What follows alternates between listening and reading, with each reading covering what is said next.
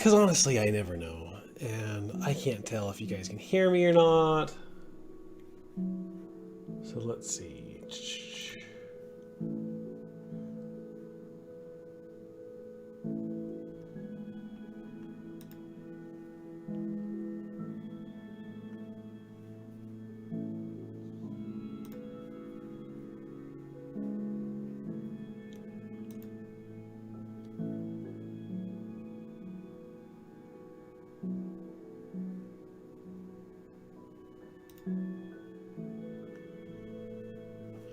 Okay.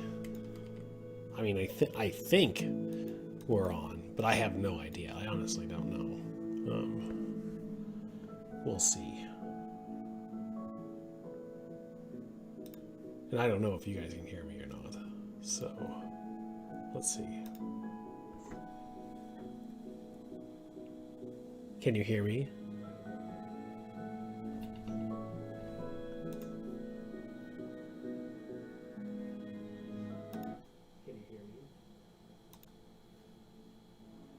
I'm gonna just test the audio. Sorry, guys. Can you hear me?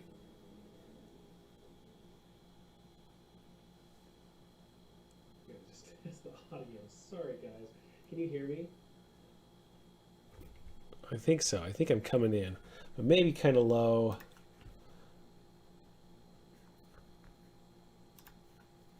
I'm gonna adjust. Oh goodness, not the Cheeto box. This is the wrong stream. No! This is the wrong stream.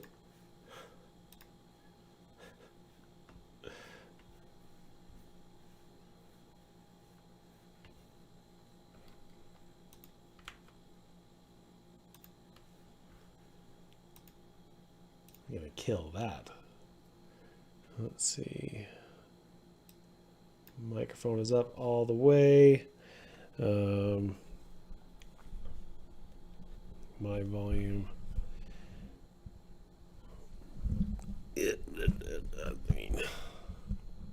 Hello, hello. Maybe this is a little bit better. Okay. Shit, my box. I make no comment. Okay, let's go. Whoa, whoa, calm down there. So, yeah. Hi, let's introduce myself. I am the Redbeard, Matt Thorup, and I'm going to be streaming tonight, maybe talking about conspiracies. Mostly it'll be character art. I'll be continuing this piece that we've been working on for the past little bit by the concept artist Guillermo Esteban. I've left his Instagram up here, so check it out. And maybe we'll just sculpt it. Anyways, I'm Matt, the Redbeard Thorup. Senior character artist at Epic Games. And let's just get going, I guess. That's the best way to do it. If my background music is too loud, let me know. I can't really tell. Or if it's I don't know.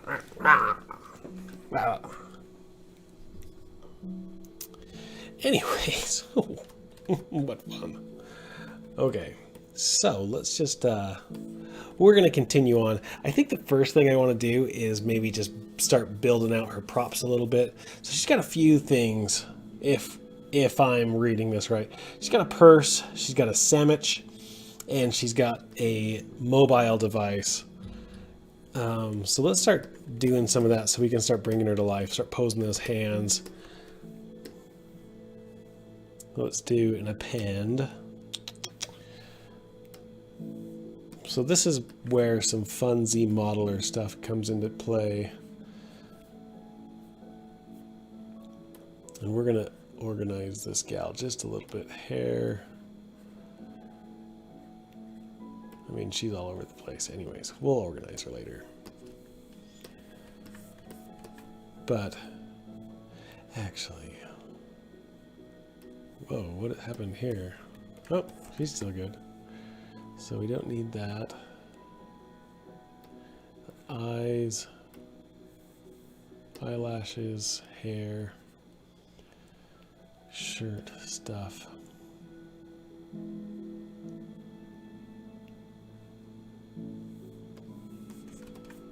Anyways, we'll just work in solo mode for a bit.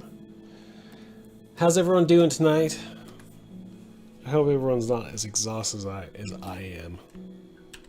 I'm feeling rather exhausted lately.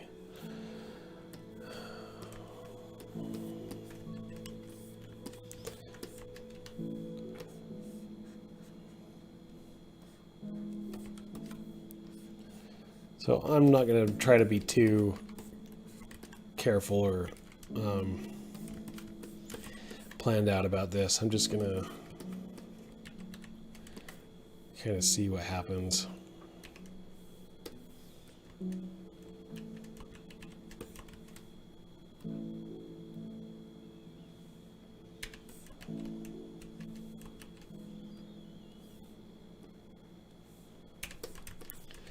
Oops.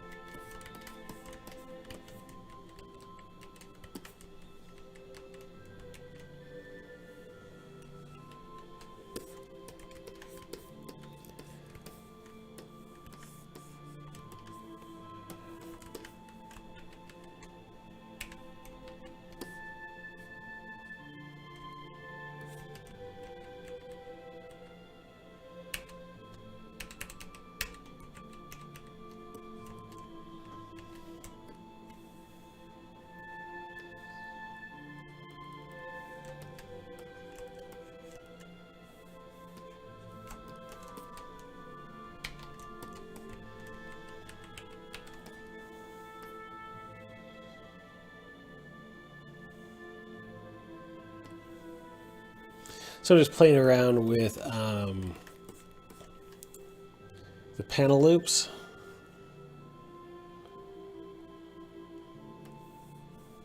Oh, no.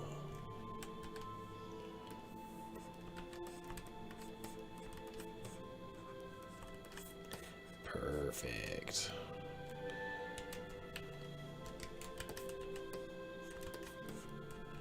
Again, I'm not going to care too much about what this is and what this isn't.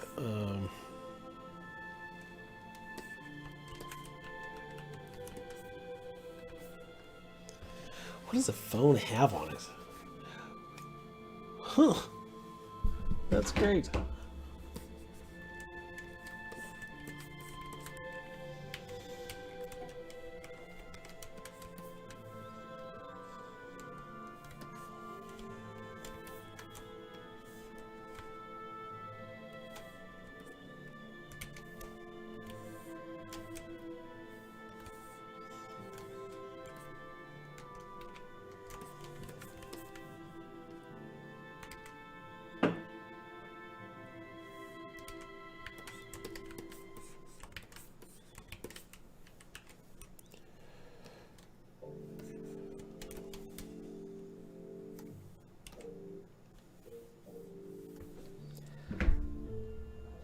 I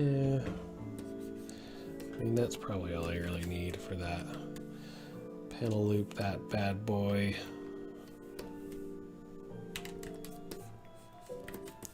And we'll just, oh, I did it all the way through. I don't want to do it all the way through.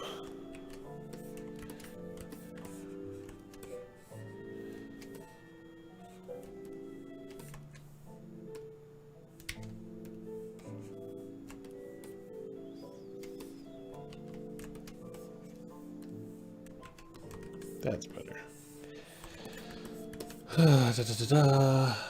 Maybe append a couple quick buttons.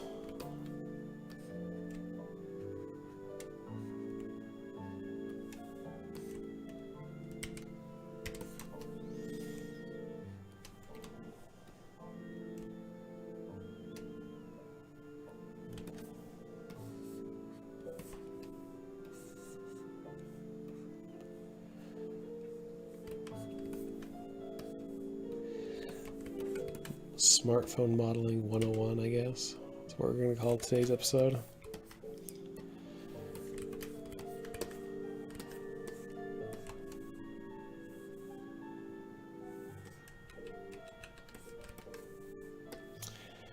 Split hidden. Or unmasked point. Let's delete this. It was an accident.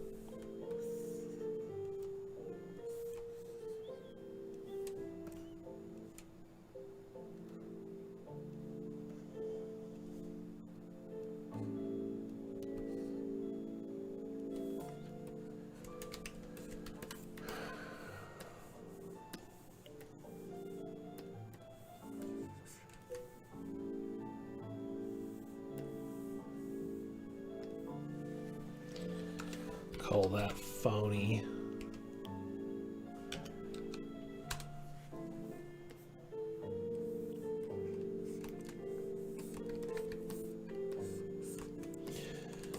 And I do want to like deform this just a little bit.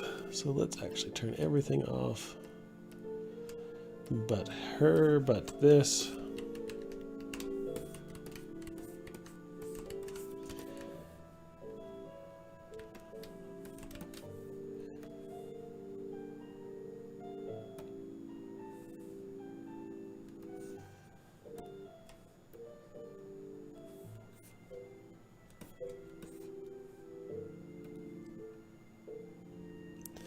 So just giving it like a little bit of personality.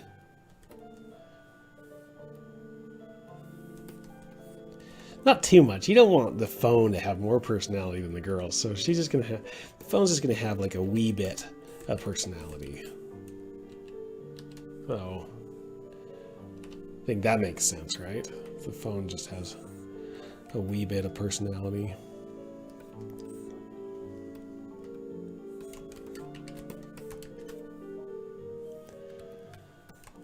We got to give these buttons a little bit of personality too.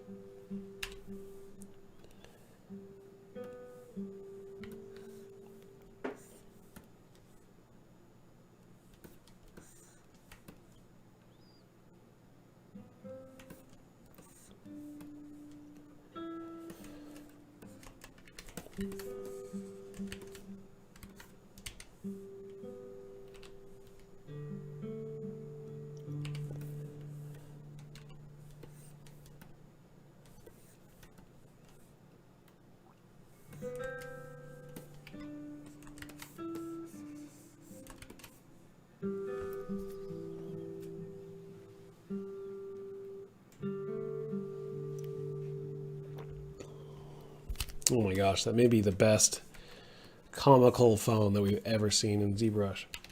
I think I'm ready to post this to ZBrush Central. And then, like, Paul Gabriel's going to be like, whoa, yeah, Redbeard finally did something. And we'll high five and we'll be best friends.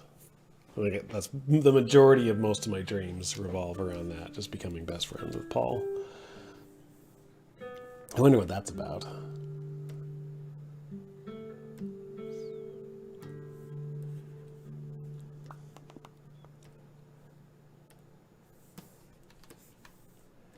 So let's get this in the general placement, then maybe we'll start playing around with the hands a little bit.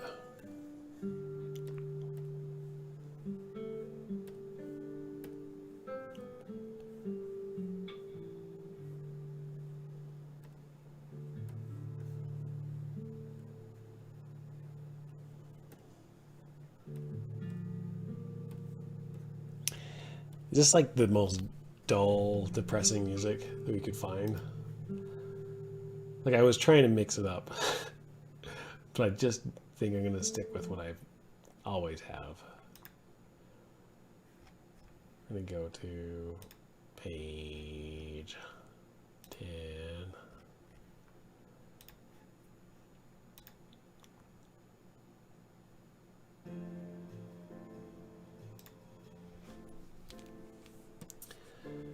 Huzzah! Glasses.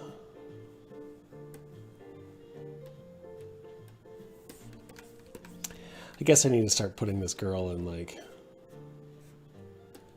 folders so she's a bit more manageable. So we've got nails that are going to be part of the body.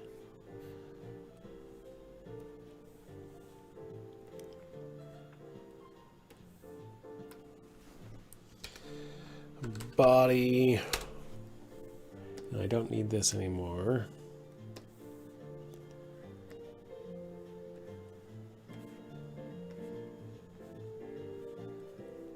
Put all the block and stuff. This could be a lot cleaner, but I don't care. Delete the old body.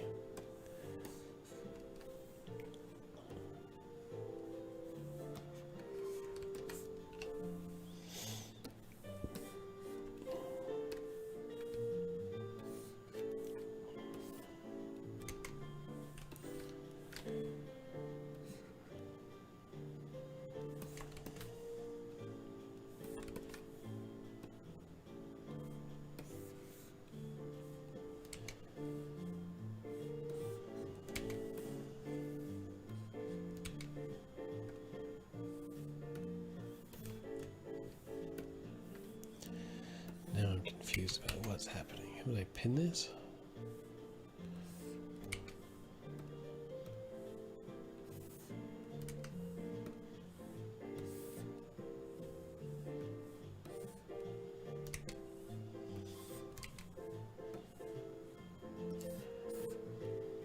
What did I do?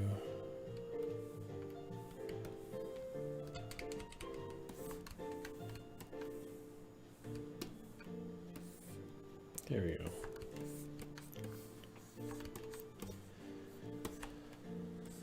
Okay.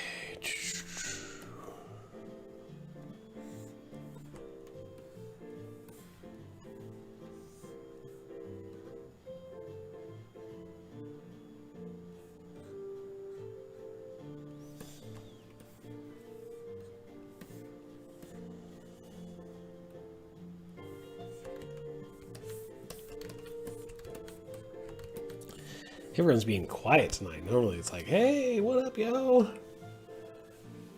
That's fine. That's fine.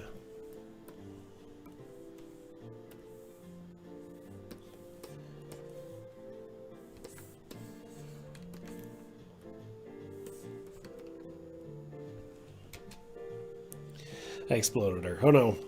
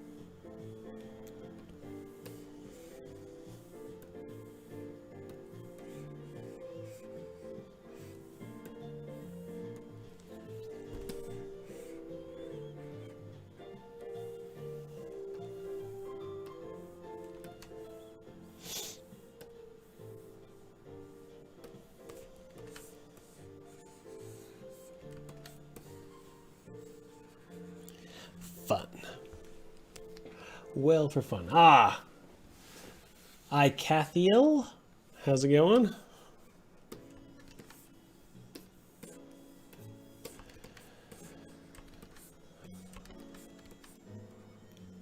Should we make some sandwich now? That's gonna be kind of fun. Gonna make me hungry, but it's gonna be kind of fun.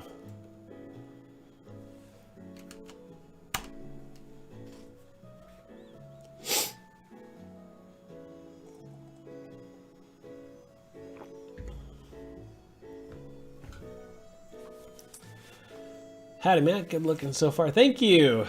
Tautara. Thank you. Ah, looking good, man. Thanks. Yes. We're getting there. It's just coming along. We're, you know, still a ways to go, but she's been fun. A sandwich. That's what I'm doing. Okay. So now we're going to append a new thingy. Let's think of the ways, the many different ways we could do this sandwich. Let's go this way and do it. I'm going to make our subtool count a little bit higher so I can quickly turn off things. That one we don't ever need again. Foam we don't really want to look at right now. We need a good material for the sandwich to really know what we're looking at.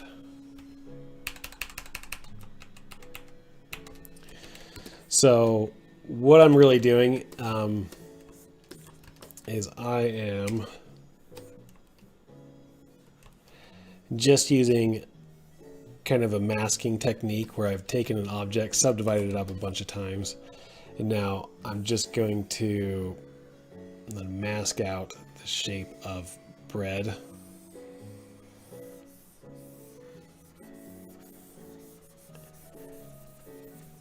I'm actually going to change the shape just a little bit because I'm looking at the concept.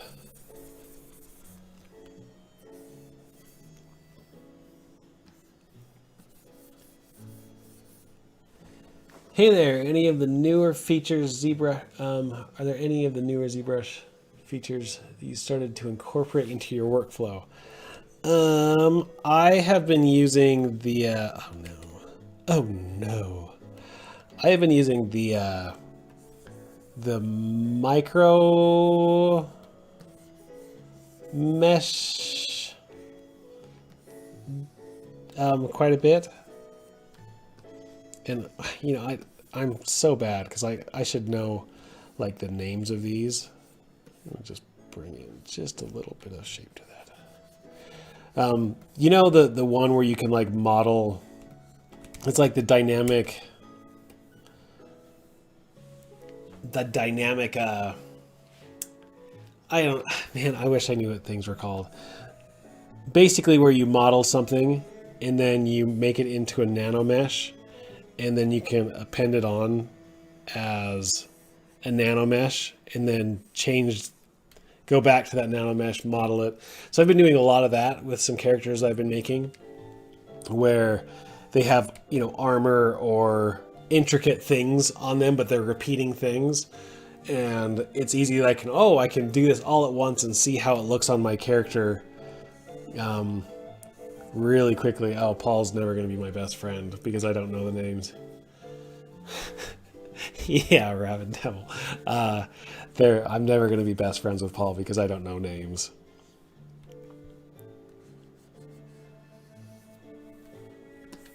Kind of looks like bread, right? Huh? Oh. Anyways, so what I'm going to do is do this. And then delete hidden. Oh, I need to go to low. Delete lower. Delete hidden. And now to help Z-remesh this, because what I'm going to do is just basically make a plane out of this. To Z-remesh this, what I'm going to do is clean up these jaggies here because it just happens to make it better. So I go to my polish by features, which you find under geometry, deformation, polish by features, but in my custom UI, it's right here. And I just make that a donut, and then I just move that slider a little bit. It regularly keeps the shape, but as you see, it cleans out all those jaggy lines. And now I can go into my ZRemesher and ZRemesh this, and it will look real pretty, which is nice.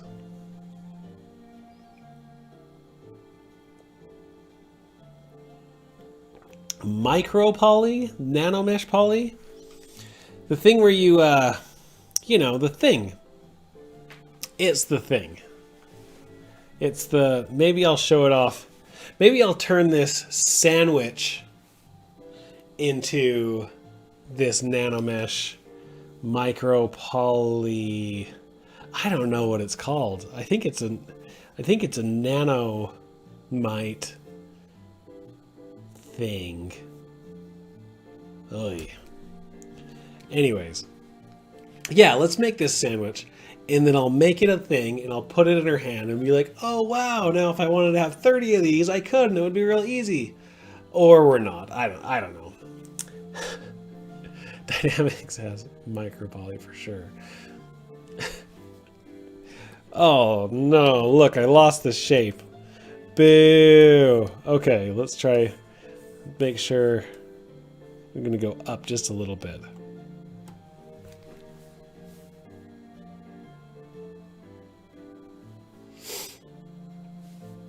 Dynamic subdivisions. Yeah, the dynamic subdivisions are cool.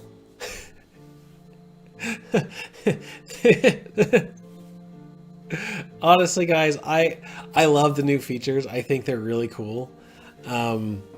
It's actually, I wish I had more time to, oh, you know what I have? I've got spotlight projection turned on. That's why things aren't working. I know like my 5 features really, really well. And so I stick to those 5 features really, really, really well. Because this is just in my workflow. But whenever like, I mean, my pastime is I like watching, you know, the ZBrush tips and stuff. And then knowing what is out there and try to think of like, okay, well, how do I repurpose this into what I want.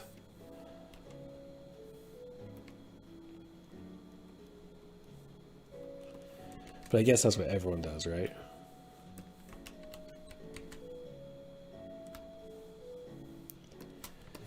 Let's make ourselves a bread.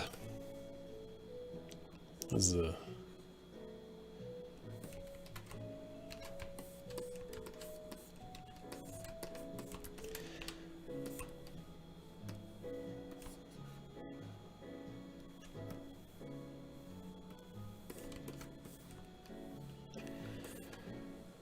okay, a bread.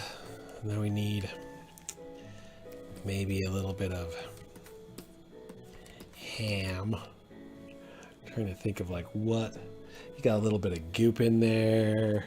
There's gonna be some fun stuff. I don't think you're getting the YouTube chat. I'm not getting the YouTube chat. I'm sorry. Darn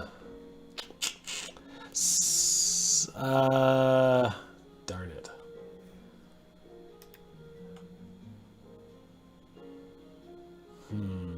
I'm not getting the YouTube chat. I'm sorry, YouTube. I'm probably not getting the Facebook chat either then.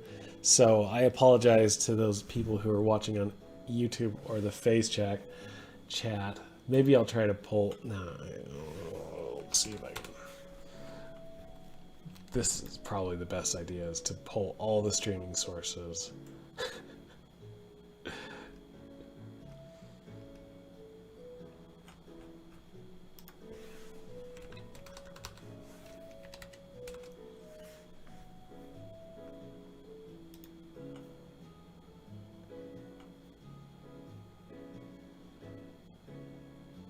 Sorry, guys, I'm not seeing your chats. The Invisible Warrior asks if I'm going to be releasing a new tutorial soon. It's been forever since I last... Yes, the Invisible Warrior is coming soon. I've just been going through a mild state of depression.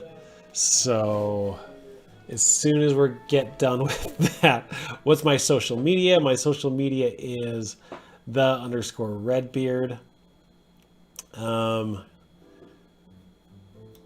Let's see, how can I organize this? I'm going to try to organize my chats just a little bit different. It's not working on Facebook. I can see. I'm just going to have these both up. Live on Mars. Yes, finally. Yeah, so I do have some stuff in the work that I've been picking at slowly, but surely. Look at that sandwich. Basically is already done. Let's fill it with some creamy fillings, I guess. Some nice split cube. Ooh.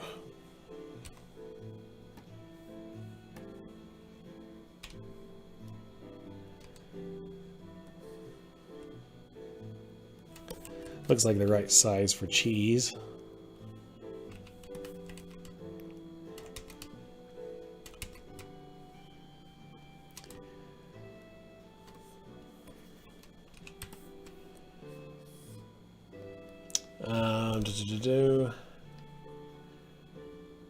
Is this the official Pixologic Twitch channel? It is. Believe it or not, this quality production that I'm putting on is from the official channels. They're going to be real excited to have me back.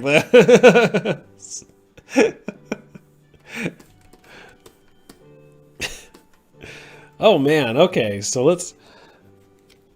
I mean, I guess I can keep talking about ZBrush for a little bit. And then we'll talk about the conspiracies. Because there's just some fantastic conspiracies out there.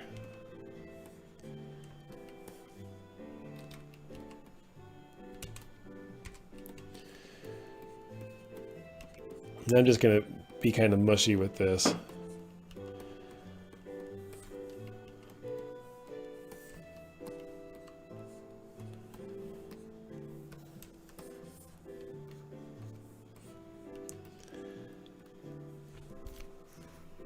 Sandwich time.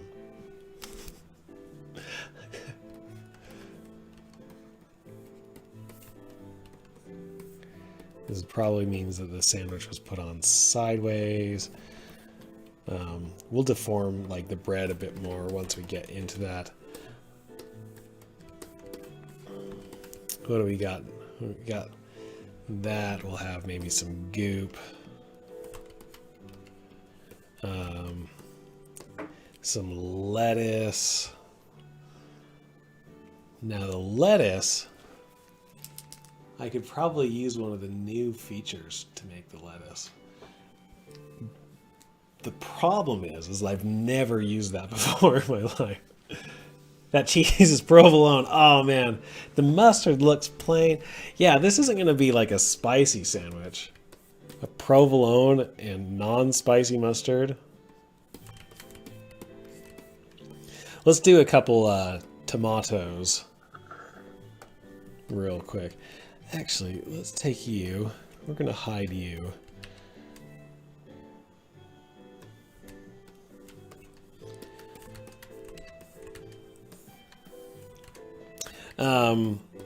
So I think I was traumatized as a child that I really don't like sliced tomatoes. Like it gets me sick. Like I don't like them on sandwiches. I can sometimes have them on a burger if you can't smell it or taste it. Oh look, I'm getting some YouTube chats on my Pixologic stream.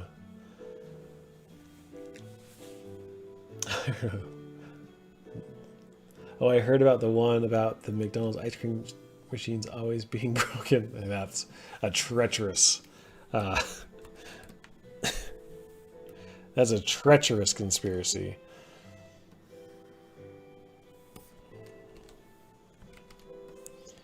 Oh no. Oh no. Oh yeah. Split on mass points.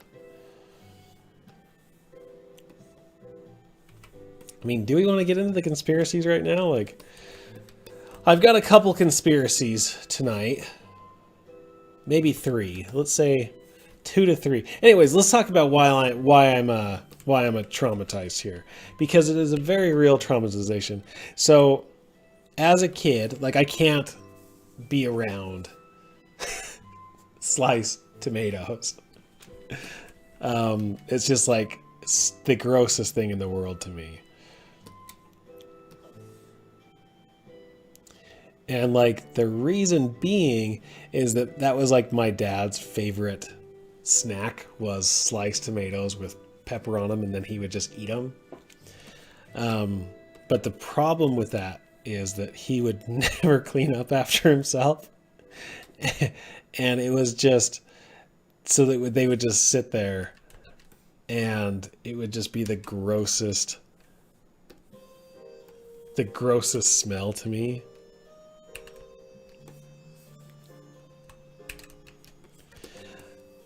And they would just, the smell, I just can't get that smell out of like the old mold, not moldy, but just old dried tomato juice. And like, I love my dad, he's a great guy, but that was disgusting.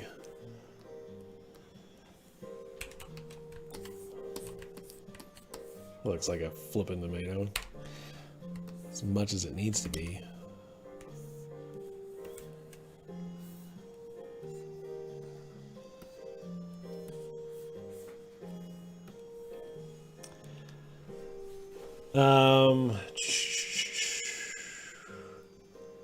Let's see, make it a Milky Way. The nightshade enzymes in tomatoes, that's it. I just waked up. I didn't know there was a stream. Of course there's a stream. Sir, can you tell me what is Geometry HD? You know, I don't know.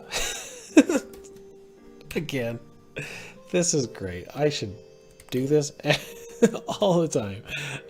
So Geometry HD is like another level of subdivisions. And I honestly, I think it probably comes in handy in more cinema modeling, because you're able to get up into like the hundreds of millions of polygons. But I've actually never used it, and I think the last time that I tried to use it when I was at Disney, and I just didn't understand what was going on, I guess.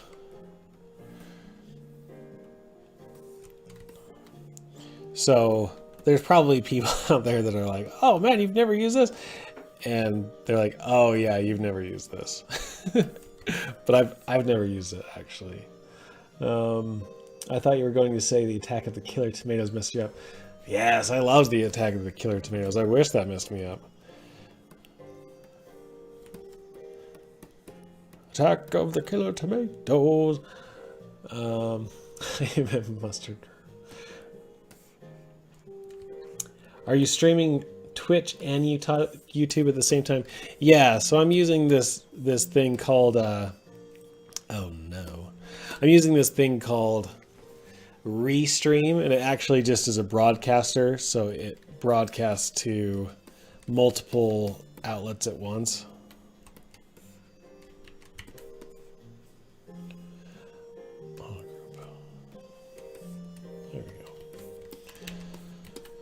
So now she got tomato on there. She's probably going to need like a cheese, a round cheese. Obviously a round cheese. I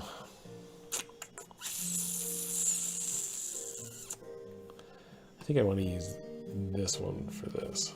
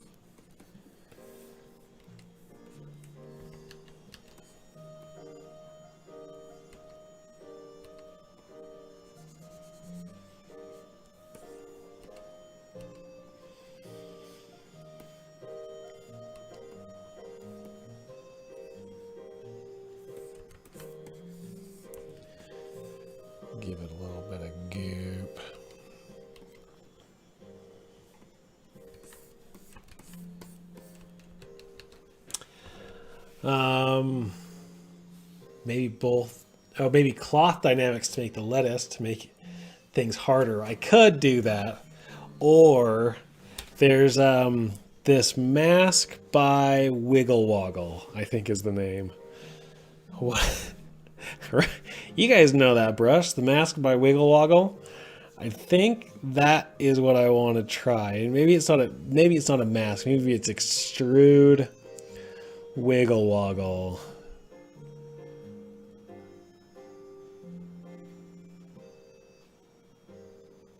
No, it's definitely a mask. It's a mask by Wiggle Woggle. Oh, goodness. BM. It's not Mask Blue. Mask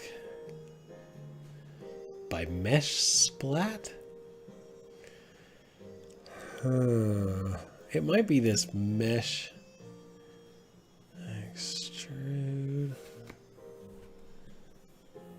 Okay, let's try it out. I mean, it's definitely not what I want.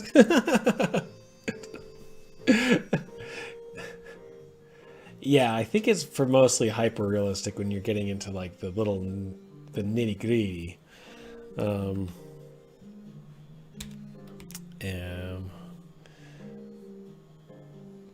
Let's see. Okay.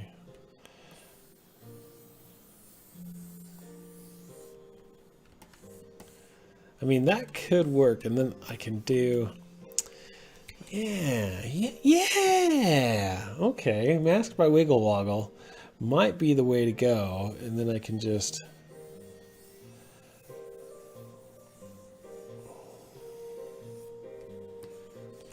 I mean, that's kind of wiggle woggly, right? And then we'll split hidden.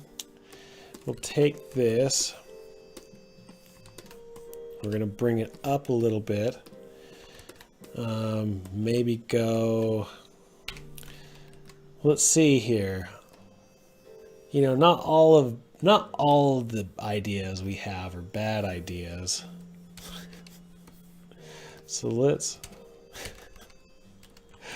Oh gosh. Oh gosh. We'll mask that out. Let's pop out dynamics for a bit, see what happens. And maybe that's actually, that's not too bad. Okay, let's blur the mask. So what I've done is I'm just masking out the points I don't want to fall. Cheers.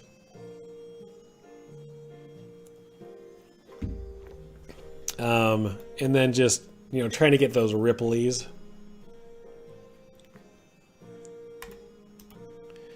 And that is probably a little bit too much. So what we're going to do a two-stage thing. You get that. And then activate collision. And now we will run.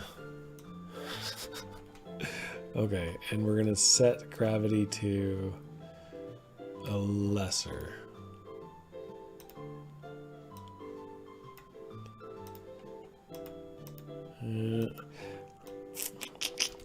Let's see.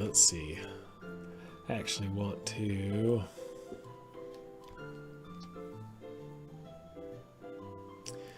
get my firmness a little bit more. Strength down.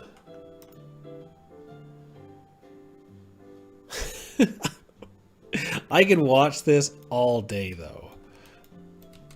It's not actually too bad. Strength a little less, firmness a beat more.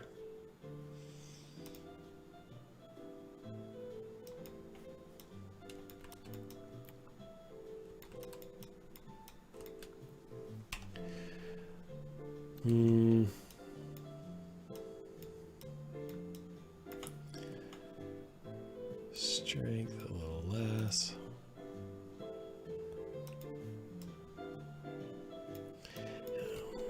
Maybe that firmness firmness needs to go way down. Let's try that.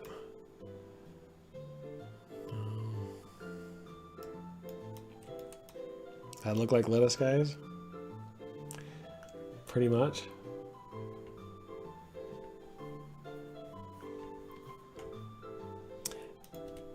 Now, this honestly, guys, this may be the second time that I've used dynamics. Let's see. The slider determines how much the surface area is kept intact. Lower values mean the cloth will tend to have more stretch. We want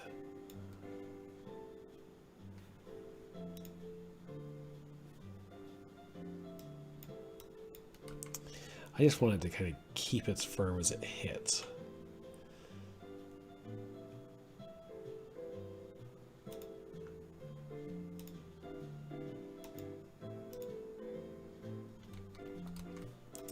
And maybe what I have is not possible. Firmness, what's the firmness? The firmness slider determines how the surface will tend to wrinkle and fold. Lower values will produce more folds. The slider. Okay.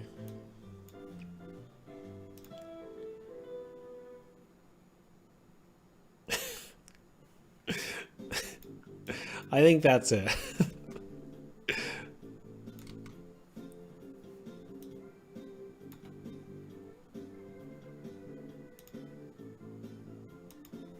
Perfect. You know, I'll just smash this in there and then I'll just move it around. That's fine. I'm not looking to solve the world's problems here tonight.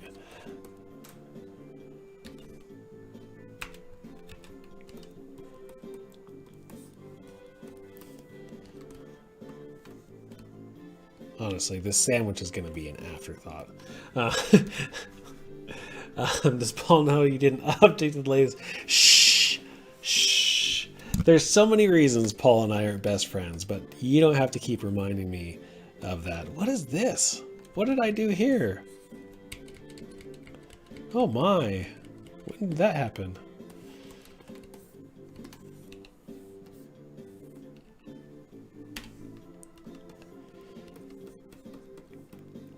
But like all of a sudden, you know, one day it's just going to happen. You're going to see on the Insta that me and Paul are going to be like, we'll be, you know, in a hot tub together and we'll be smiling. And then the hashtag will be BFF. And you guys will be like, this, how is this possible? This is not. And then I'm like, dreamscape, yo. And then I show you my mood board with all my dreams. And it's actually just me and Paul hanging out in those dreams together.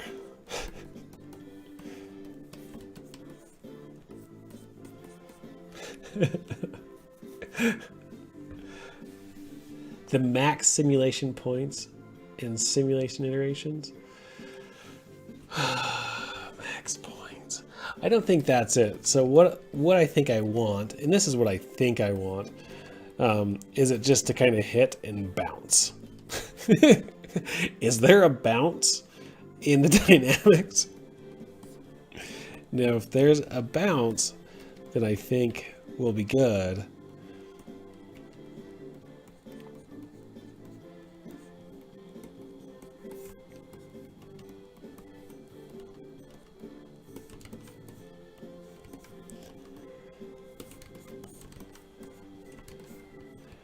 And now we're going to start.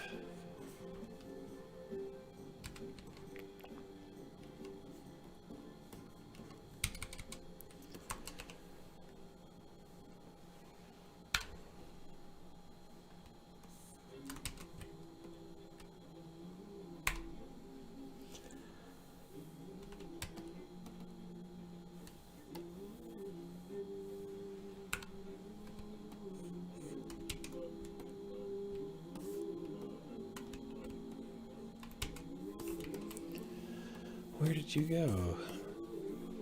Why? There we go.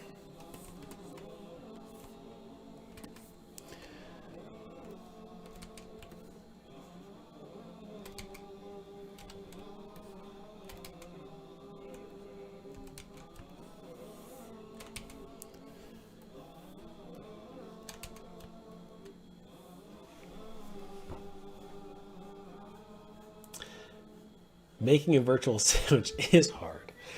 Thank you. Thank you for realizing that. Not everyone realizes that.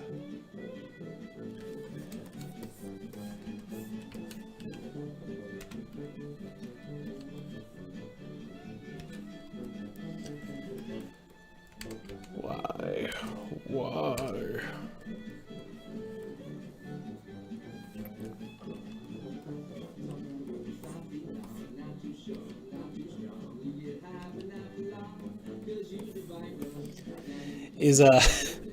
Is my background music, is that audible? Is that can you guys hear that?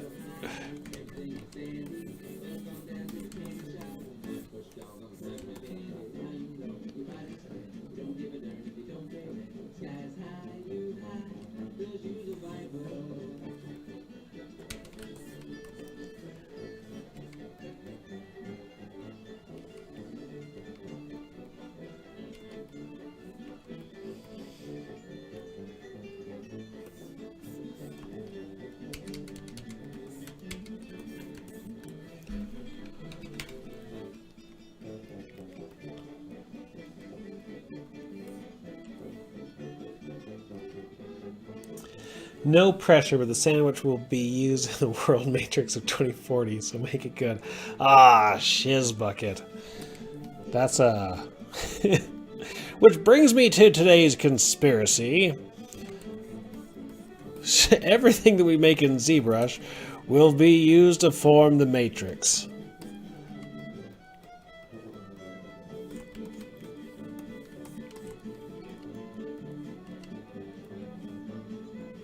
No pressure.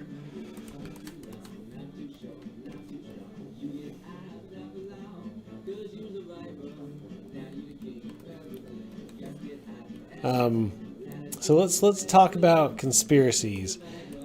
So last time, man, I can't even remember what we talked about last time. It was probably Bigfoot because I love Bigfoot. It's definitely one of the best. It's not really a conspiracy, more like an urban legend, but the conspiracies of what goes on around Bigfoot is always good. So we're not going to talk about Bigfoot tonight. We're going to talk about aliens. So some fancy bouncy sandwich music. That's exactly what this is. And maybe I'll give this stuff more love later, just not right now. Okay, so let's talk about aliens tonight. I love aliens. Actually, the alien stories scare me more, like terrify me to my very soul, is because I think that out of like all the stuff out there, the alien stories are probably more creditable. Simply because we live in a really big, giant universe, and like to be the only ones in this big, giant universe is kind of like a dumb, like that is a dumb theory to me, more than discrediting aliens, of like thinking that, oh, we're just the only ones out here. And the Earth is so, like the universe is so old. It's so old, and the Earth is like so young comparatively to the Earth. So to think that they're like, this is my deep rooted conspiracy, my theory, my take on aliens. Man, you guys are getting the good stuff tonight. Is we think, oh, the aliens there can't be technology out there to get across the universe really quickly and blah da and la-di-da-di-da, because we don't have that technology, right? But like Earth, I mean, we're just getting into technology. What have we had? Like vehicles for the past like 150 years. That's it. And the universe is, at least double that years old. So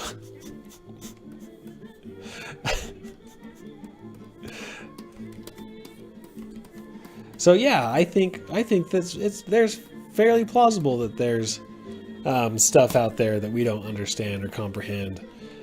And to think that we're so special to be the only ones, I think is dumb. That being said, aliens terrify me. We made a wheel. Yay! Steve Hawkins basically said that aliens would do us what yes, but like, what if these aliens, let's give a, yeah, I see the point of like, if they're aliens, then why don't they just utterly destroy us? But that's one way to look at it. Another way to look at it is like, maybe they're so evolved, you know, if they've been around for so long and they're like, hey, now we can go, and maybe they're just Star Trekking it out there, where they're not trying to hurt and destroy everything they meet like humans do. Like, oh, we don't understand that. We must burn it with fire. Maybe they're just Star Trekking it, and they're just out there trying to make sure worlds are okay. And like, ooh, this is a civilization. We'll not hurt it or worry about it because they're doing whatever they need to do, and that's fine. They just invented the wheel. They're obviously no match for us because we're not really any threat. If there are aliens out there, we can pose no threat to them. I mean, we pose way more threat to each other than we would ever impose to an alien.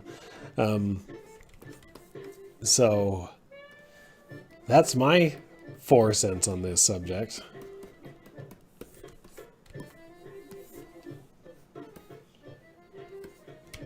Oh, I am on the wrong brush.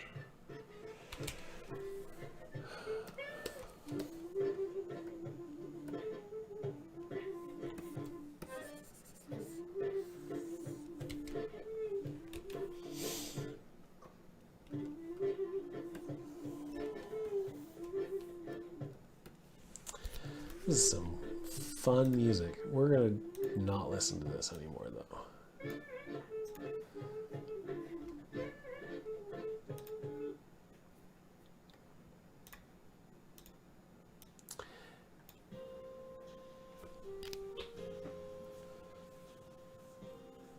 That's why I love Voyager projects so much. We sent a bunch of shit out of the space knowing they can only be retrieved and investigated by beings much more sophisticated and advanced than we. Yeah. Many ways it's space travel, quantum tunneling, micro-dimensional space folding, temporal dynamos, and improbable drives. Aliens aren't bad. They just are not always in the conceptual context of people. Yeah, the thing is, I don't think we understand what is out there. Like, I fairly believe that we have... Oh, this is flipped. That's why. No, it's not flipped. Why can't I grab you?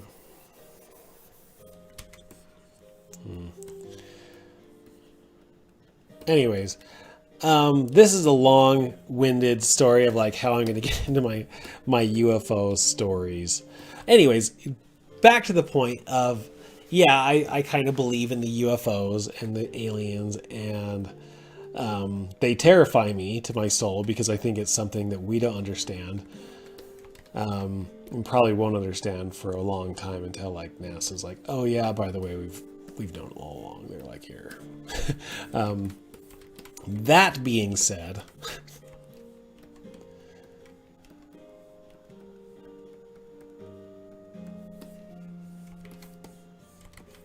what am I talking about? Oh yes, the UFOs. Back to the UFOs. So let's talk about one, me being really scared of aliens. Mainly because I think that like they would love me. Man, aliens get a hold of me and they're like, yes, this guy, this is the one that we've been looking for. And like, that would be it. They'd be done with Earth. And, you know, who knows what would happen to me, you know. Nothing good, because definitely aliens aren't good. I mean, they're probably good. They're probably fine. Second, I don't know. It's just the unknown of like something with that much power that's out there is also kind of terrifying, but also nice to know that they haven't destroyed us yet, but like are maybe just waiting. Check between your left ear. Do you have a lump? If so, I've been abducted. I've had like, yeah, but it's also probably just a zit, right? Or maybe just like a mole, or it's probably not aliens. Right? Right? Can't you be that guy?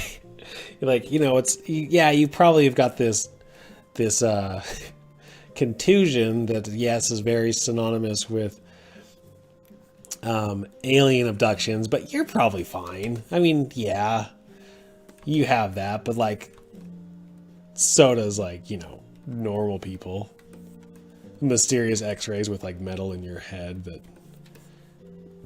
was definitely surgically put there. Yeah, you have that. Yes, but it's probably, you know, in your case, it's probably not aliens, but it might be. I don't know where I'm quite going with this yet. Anyways, afraid of aliens. A believer in aliens and afraid of aliens all at the same time. Not that I need to be, but because I choose to be. Because there's a difference. Don't rationalize your abduction. You might have another life and blue-green children on another planet. Oh man, they'd be so cute. The bluest green children. Oh man. Yeah. Look, my alien son, we found puppies on this blue dot. Yes! Why would anyone want to destroy a planet of puppies? That's a good question. That right there is like, that's very revealing. Probably the best case for not destroying Earth that we have ever had is because puppies.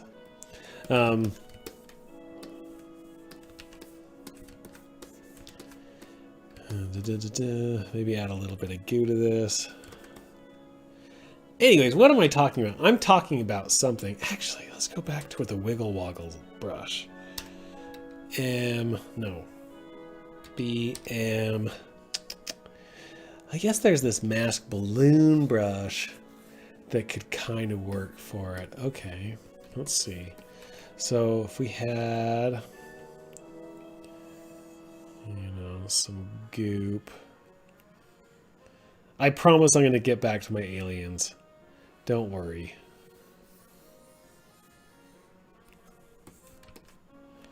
And then we take this and we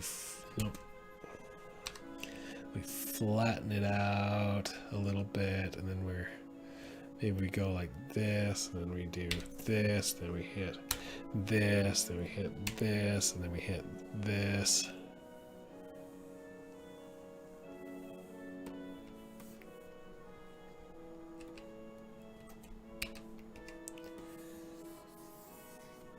That's not going to do it. Anyways, this will be fine.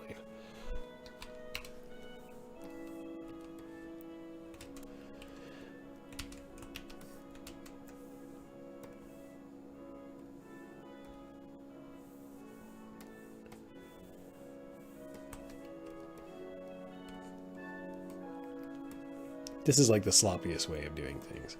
If anything's learning that I cannot have a train of thought tonight, and maybe this is why also I haven't had any tutorials released as of late, because the depression again, because of the aliens.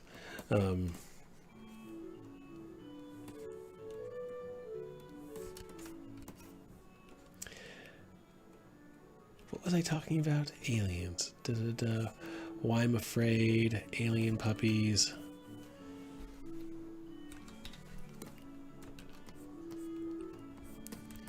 Yeah, so anyways, I'm afraid of aliens. And I'm going to do a quick personal alien story of terror to me. Because I also I come from a fairly religious background too. For those of you who don't know me. And so we believe in good and evil, and that this is what I was grown up with, is there's good and evil, that there's an almighty Satan that wants to control us all or whatever, have power over us, the fun stuff. And so one night and the thing that I love to do when my wife is out of town or like away for the night is I watch scary movies by myself. And I normally do so in the safety of a blanket, covered up, with the lights on in the whole house. That spiel. And so one night, oh man, I'm missing all these things.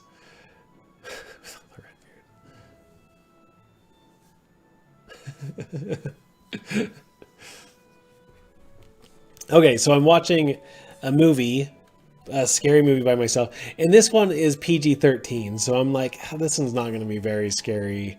It'll be a fun watch. It's about aliens. It came out a few years ago. It's not going to be a big deal. And I'm thinking, oh yeah, I'll be fine.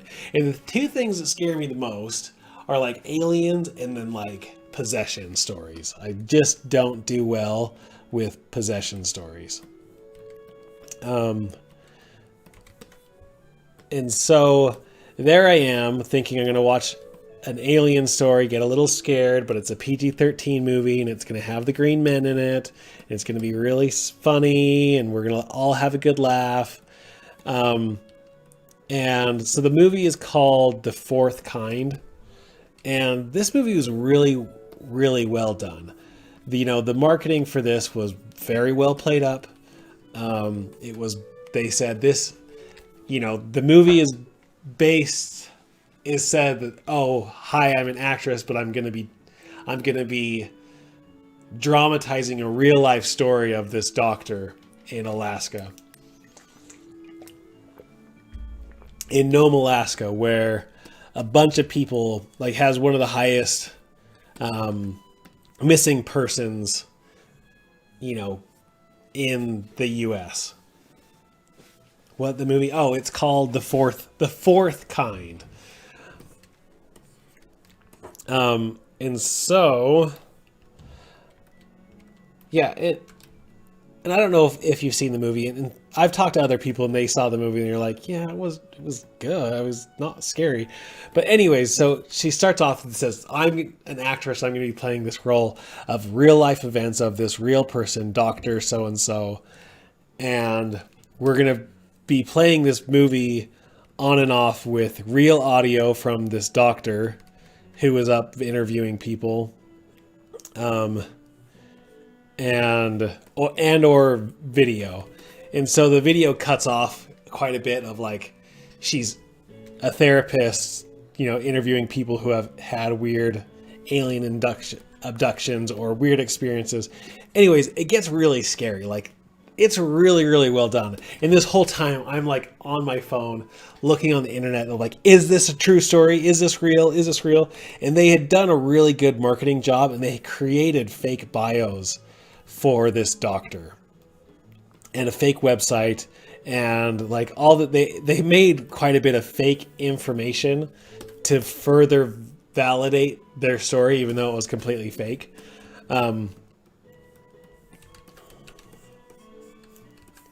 Oh, so much. And anyway, so this movie goes on, and I'm not going to tell you the whole movie. Go watch it if you want a scary movie. But anyways, so they get to this point where she's getting abducted, and there's video of the real person having an alien encounter, because I think maybe her daughter was taken. Anyways, the fourth kind. So there's multiple kinds of contact with aliens, and the third kind is mental contact, and then the fourth kind is abduction.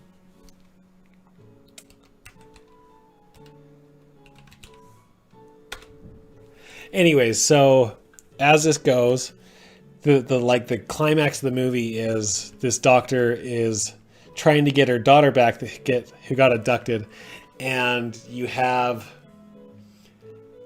and she gets like lifted up in the air, and like the movie, like the video quality is really poor and starts cutting out, but that you hear the audio really well. And like the alien supposedly starts speaking in ancient Sumerian, which is terrifying. And they can't really translate it, or they do translate it, or so.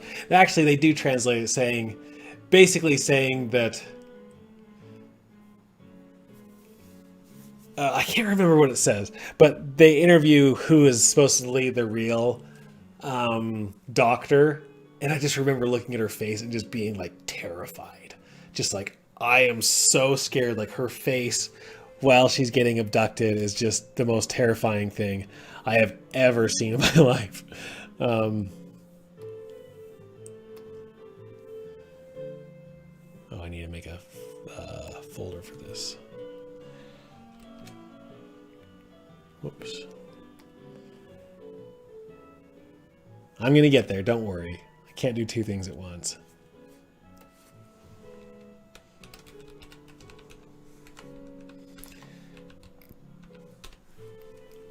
Anyways, okay, so the lady getting abducted and the aliens talking to her, and they got the audio file, and I don't know if they could translate it, or maybe they did, but what she said freaked me out is that, and this is like where like all of my fears start culminating into one. She said it wasn't God, but it wanted you to think that it was God. And for some reason, oh goodness, transpose folder.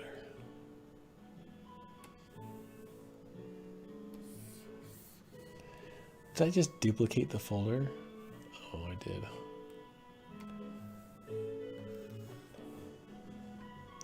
Anyways, and for some reason, like with all my studying of religion at the time, I was like, that's what Satan does!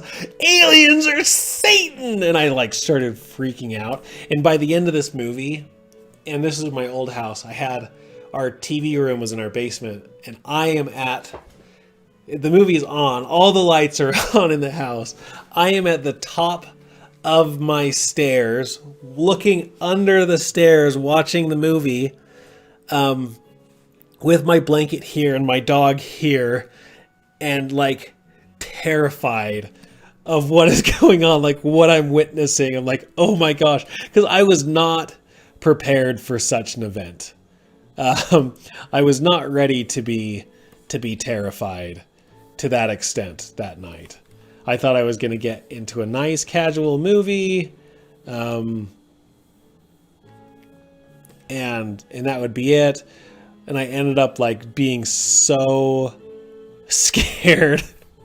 Like I was so scared. And then at the end of that movie, yeah, the ancient Sumerian part really freaked me out. They're all creators of mankind and use them in experience. Wasn't there something seeing an owl? Yeah, seeing the owl too, and waking up. There's a specific time that everyone starts waking up too. It's like 3:30. I think it might be 3:33. And I can't tell you how many times that even last night, I woke up at 3:33 at night.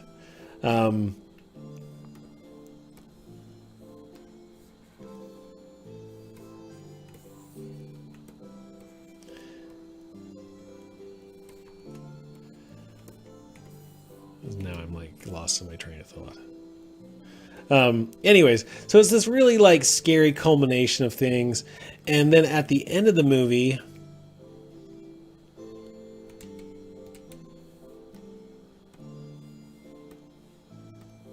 oh gosh, and at the end of the movie they start playing like all these alien reports, abduction reports kind of thing.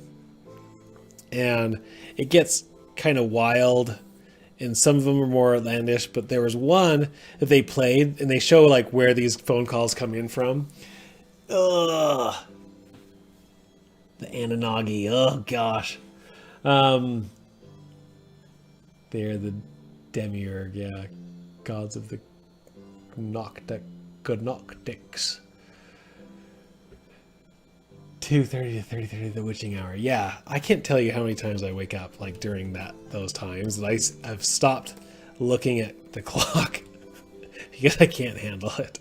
Anyways, and so they start playing these call-ins of like people who are reporting alien sightings or encounters, and one of the first ones they play is this guy who is from Utah, and I'm from Utah, is where I live. And he's a trucker, and he's talking about what he just saw in the sky, and he's really shook it up, he starts talking about it, and then they switch to another one, and I'm just like hyperventilating at this moment, blanket up to my nose, holding my dog super tight. And this time it's like maybe 1:32 in the morning. There's no way I should be up by myself at this time anymore. And I'm like starting to calm down, and then the very last one is they go back to that driver through Utah, and he is bawling. Like, he's just like bawling. He's like, what if they come back? What if they come back? And I'm just like, oh my gosh, they're gonna come back. And so then obviously the next thing I have to do is I watch episodes of The Office to calm myself down. And so I stay up even later. You should stay up next time and look up at the sky, follow the rabbit hole. Oh no, Salty, absolutely not.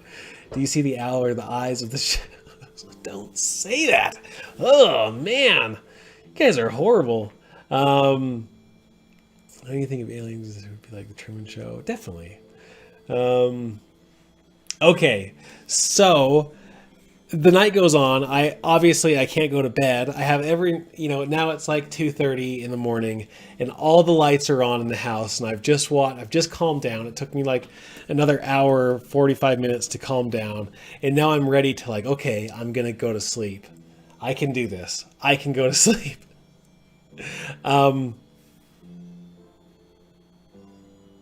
Good.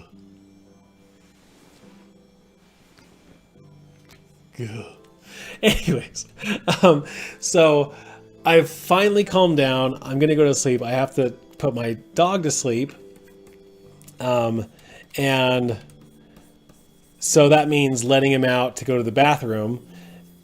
And the way that my backyard worked is you open up the sliding door, and there's a tiny little deck, that's like, it's maybe 2 feet off the ground, and then the stairs that go down into our backyard.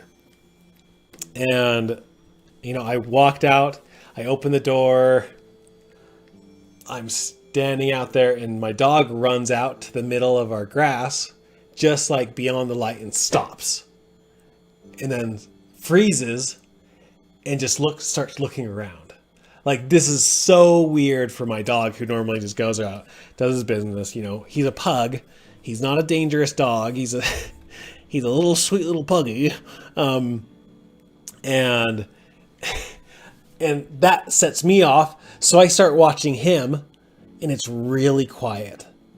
And I'm looking, and all of a sudden, right from underneath me, bam! Out runs a cat from underneath the deck, and like scares the shiz out of me. And like, I think I screamed audibly at that point, and like freaked out, went from 0 to 100 again. And, and then I, make my dog run back inside with me, and I again have all the lights on. I'm terrified. Have my dog come in my bed with me. And then I turn on The Office again, and just like, I think I stayed awake until nearly sunrise that night because I was just so on edge. Anyways, that has nothing to do with like conspiracy theories at all, but it is a fun story to tell.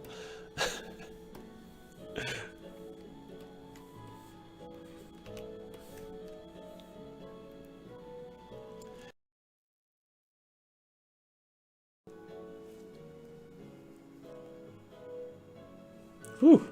You guys okay?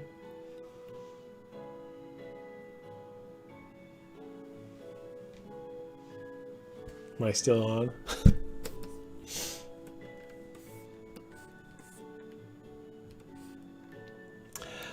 Yes, pugs are in fact the best. He was the best dog. Cats are interdimensional. Though I have, we don't have a pug anymore. I have been getting the itch to have an animal companion again. And I think really I want a hairless cat because they are aliens and also evil. And maybe that thing could learn to love me and then protect me. Yeah? I don't know. We'll see. I've got my door open in front of me, which I don't remember opening, like to my closet, which is even worse. Guys, this is the worst. So I'll be right back.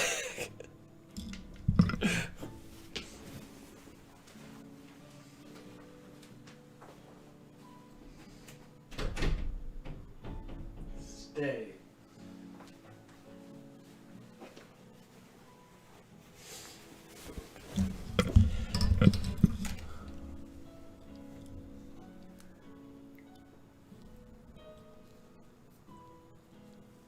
Okay, are we good?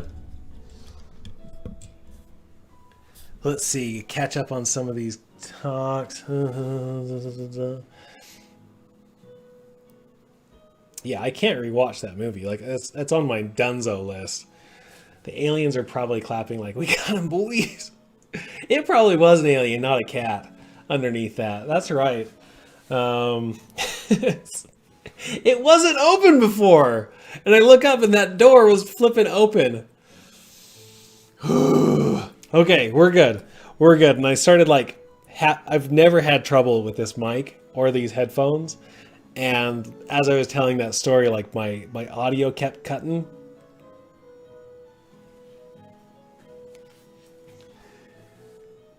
Whew. Okay, we're good. We're good. Okay, back to, so anyways, that doesn't really have, there's nothing interesting really about that story other than I got scared. Oh, I thought I added something here.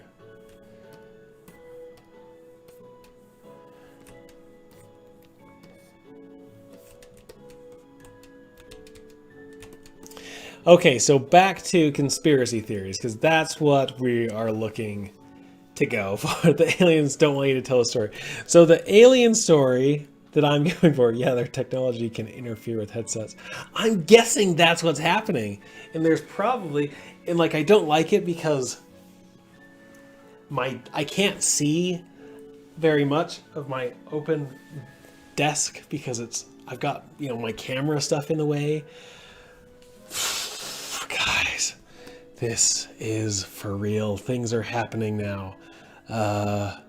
Split unmasked points. Anyways.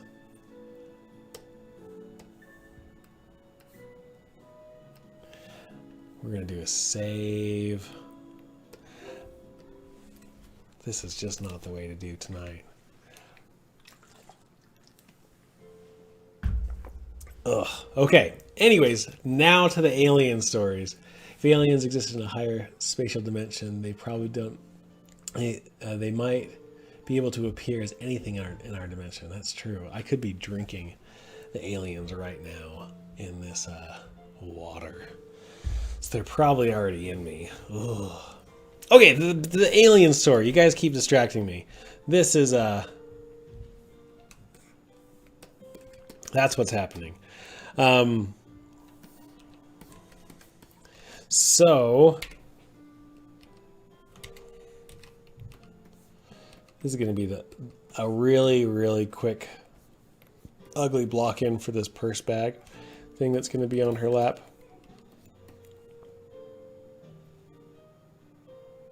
Ugh. Shadow puppets. Oh, and then my kids are staying up late, and that's why I keep hearing little like kid voices, and I forget that this mic picks up everything, and I don't think you hear everything that I'm hearing, but I can hear them now walking around upstairs and doing stuff. Anyways, back to the alien story. Guys, this is the worst night ever.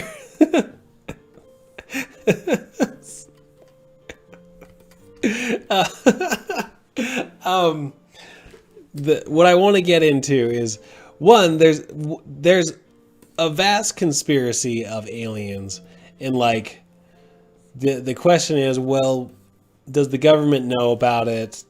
If they did know, why would they cover it up? And I think there's a number of reasons why they would cover it up. So I don't think that's a valid argument. And you know, you got space to see aliens. The irony, I know. Ugh. Definitely ghost kids. Well, yeah, my kids are definitely ghost kids. I know that. I walk through freaking walls. Jeez. You think you're kids, but their grays are also small. They're the grays. Oh my gosh. Are the grays the bad ones again? Probably. Anyways, so okay, let's pause. Let's talk about the alien conspiracy in one of like, well, if they exist, why would the government hide their fact? One, I think knowing that there's aliens out there is there's a big religious aspect to it. For, you know, the US is a very highly Christian country, and most people don't believe in aliens simply because they are Christian. And so I think that that's a big push. I think the more plausible reason of like, why would the government, and this is again like me talking about the overall conspiracies of why. Not necessarily any of these which I believe, but I think they all have some credit to them.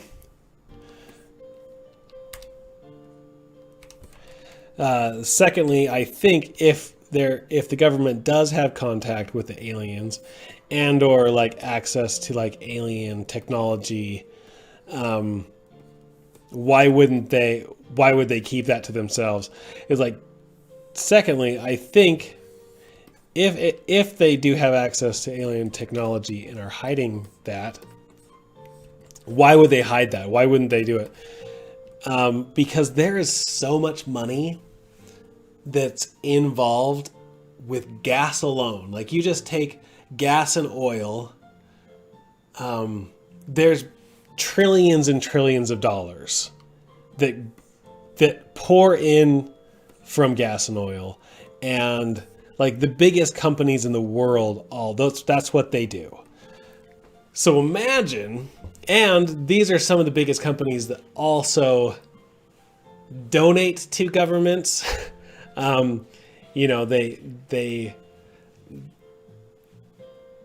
get money from government, but they also they push a lot of money into the government because of this.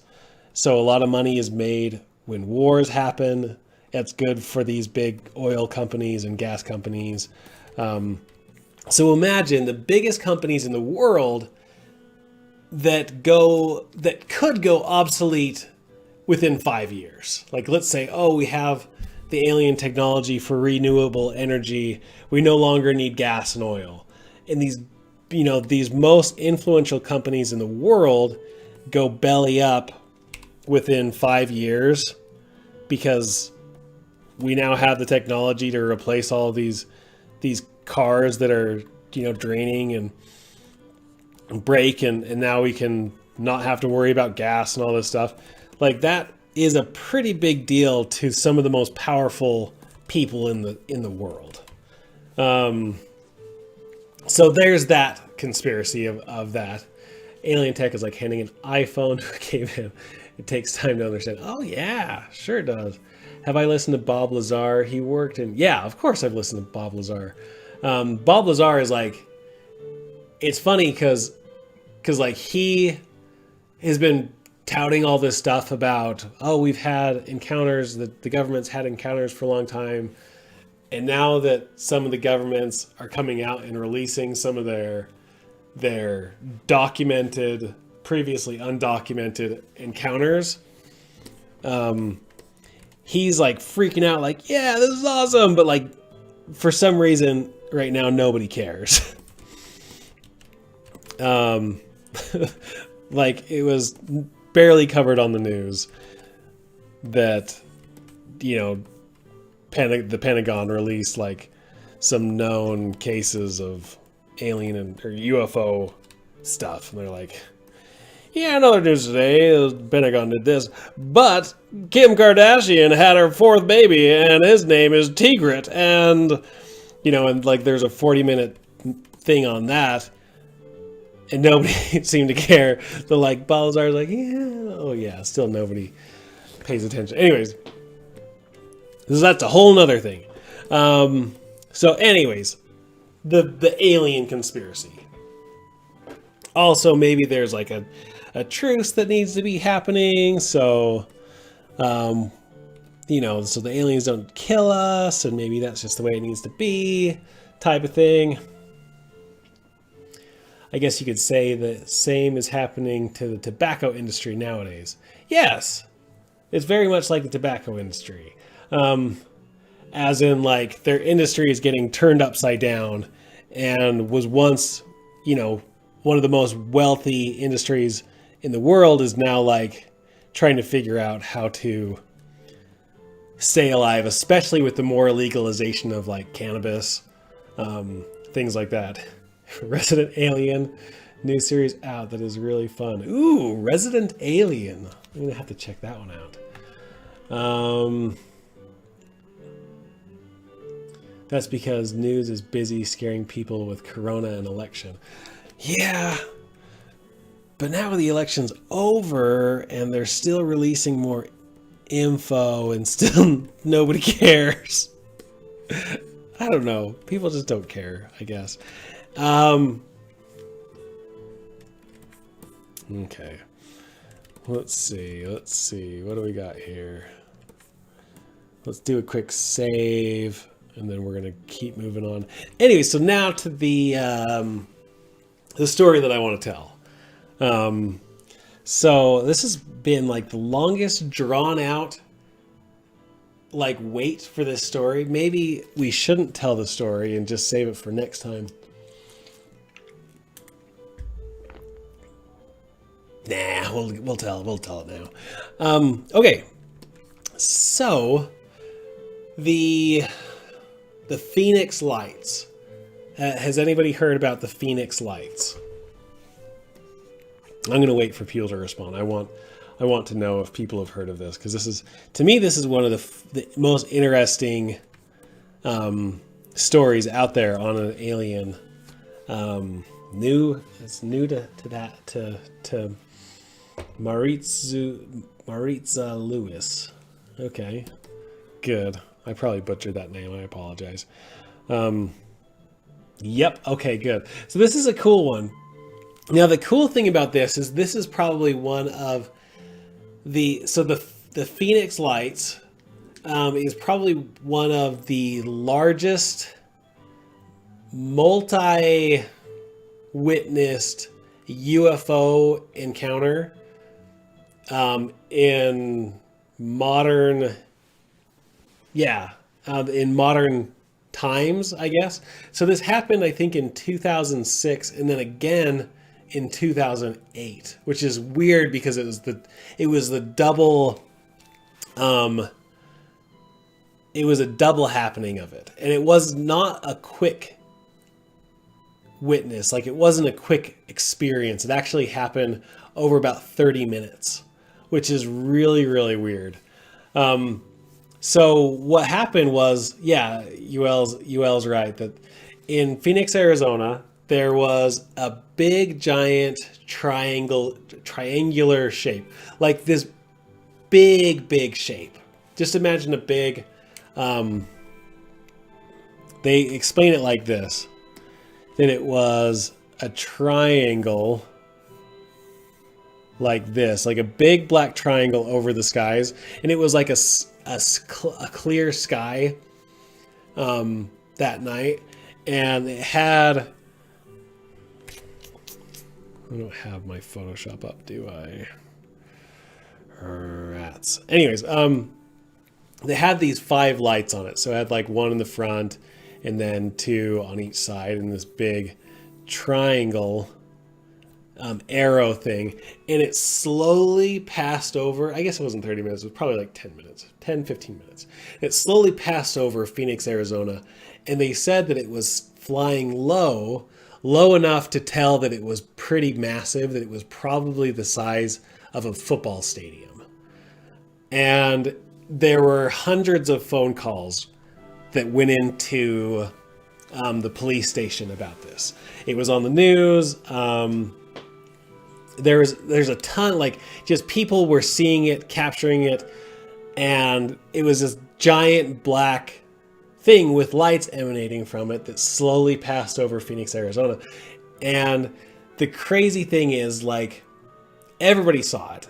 The mayor saw it himself, and like the first initial reaction was to call a press conference, and the mayor, even seeing it himself, was like instantly trying to downplay it, and comes to the press conference dressed as an alien himself. So he comes to this press conference dressed as an alien and said, "It was me, guys!" Ah, ha, ha, ha. And tries to laugh it off. He's like, "No, we don't know what it was, and I saw it too, and we're still trying to figure it out. And I called the military base, and they said it was nothing, and so it's nothing. We're fine, guys." And then like a week later, the mayor has like changed his attitude or something, and he comes out and he's like, "Guys, I was just trying to play it cool from not losing my shit, but I have no idea what that was. I watched it, I saw it, and he comes forward. He said, "I think it was an alien spacecraft." Like he full out and comes out and is like, "This is what I think it was. There was no reports of any government activity that night in this area." And so it was like this. It was this really big thing that like a government official was stating that what he saw was an alien spacecraft. So that was like a big event. And then like 2 years later, it happens again, nearly identically, and with just as many witnesses, that like this triangular shape with 5 lights slowly passes over. And they said it was probably, it was lower than an airplane flying over Phoenix, Arizona, at night. And it's an interesting story of like just how many people witnessed it and saw it, and all the reports. But I don't think that there's any like, the weird thing is I don't think that anyone got any good footage of it or good pictures of it. I mean, I think there's pictures out there, but none of them are really all that good or creditable, which that's funny.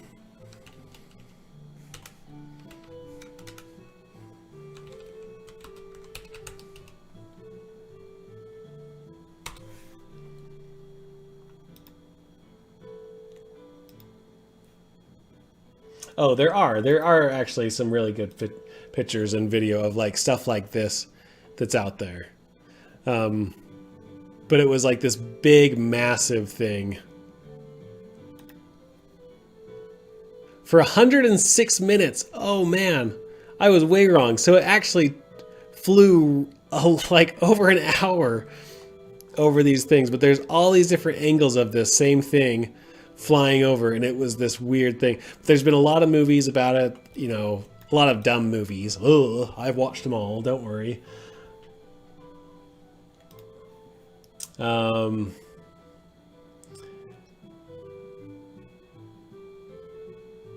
this guy, they had this guy that they could call alien lights and said they listened to his prayers in Yah, the Hebrew god. Huh. The Navy has images of many UFOs. Yeah, the Navy, and they're releasing more and more and more. Doritos marketing, probably Doritos market.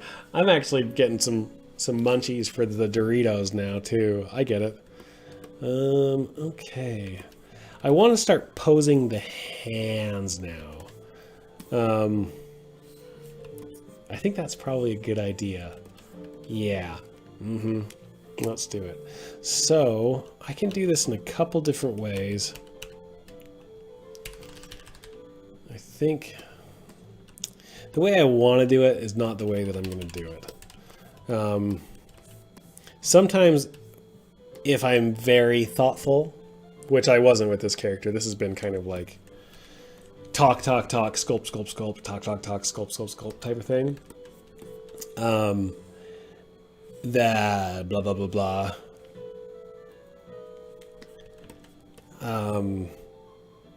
Then I'm a little bit more thoughtful, but I've just been kind of cruising along by the seat of my pants on this, to be honest. Let's do a quick save. So what I normally like to do is in low poly stage with the female, I actually like to combine the fingernails into the body. That way I can pose the body and not worry about the fingernails being too off. But we'll just do transpose master and we'll be fine. We'll be just fine. Okay, guys? So calm down, Larry. So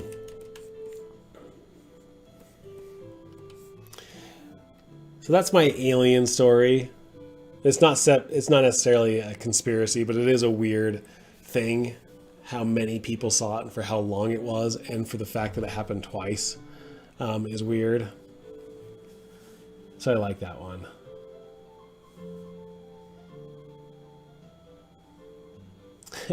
Aliens like pyramids in history, LOL. At least Ancient Aliens show says so. They love the things. That is actually a great conspiracy of like the aliens built the pyramids, which actually, like, the more and more you learn about that particular that particular conspiracy is actually super interesting to me, because the more you learn about the pyramids, the more you're like, what? Because with all of our technology that we have today, we still don't know how they built the pyramids. We can guess and we can say, oh, well, they did it this way. And they guess that the pyramids were built over like 50 years. You know, it took 50 years to make or something. And they estimated with the theory of how we think the pyramids were built, that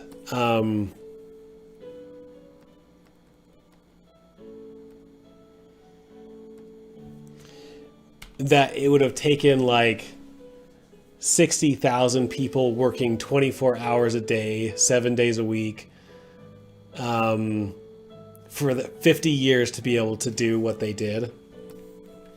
And like, that just is insane. There's no way. Oh, I'm on that little funky thing.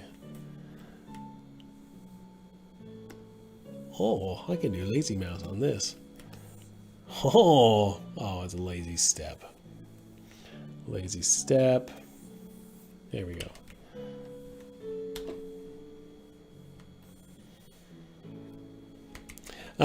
So it's interesting that we still don't really know how they built the pyramids, which I think is an interesting little factoid. Secondly, I think there is like strong evidence that the climate was completely different during the time that they built the Sphinx. than the time that the other pyramids were built, which I think is very, very interesting.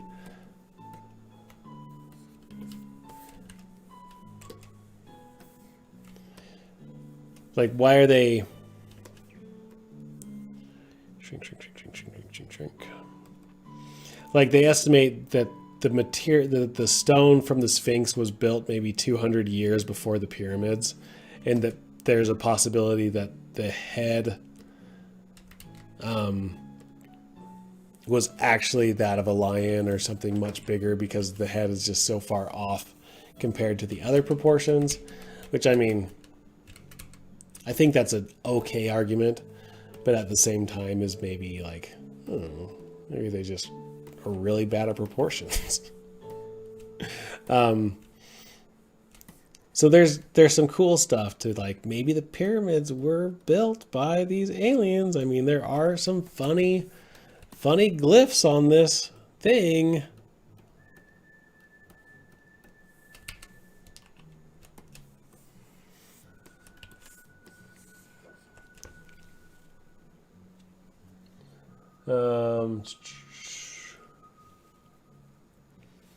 I like the theory that pyramids were actually power plants from an ancient advanced civilization. Oh yeah, I like that. Yeah, the water erosion shows that the Sphinx and the Great Pyramids are far older than first thought, and like way, way older. And the interesting thing is that the more research is done on humanity, like the age of man, I should say, not humanity, but the age of man, they are now believing that there were two great extinctions, and that we are in the third round. That the first round of extinction was the dinosaurs, and we're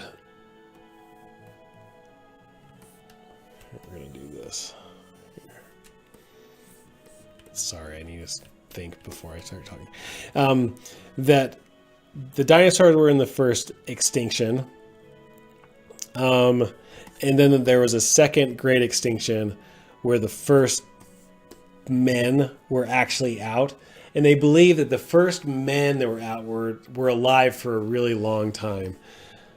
And the reason of that, like the reasoning behind that was that there are multiple civilizations on different continents that had similar technology and building structures, like the Mayans and the Incans and the Egyptians and you know, there's even more.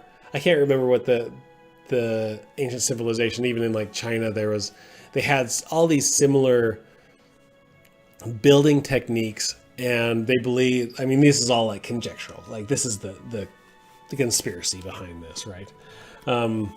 That they believe that that these people had a fairly advanced civilization, possibly even like traveling like technology. And then there was a second great extinction when this group kicked the bucket. And then that's when, you know,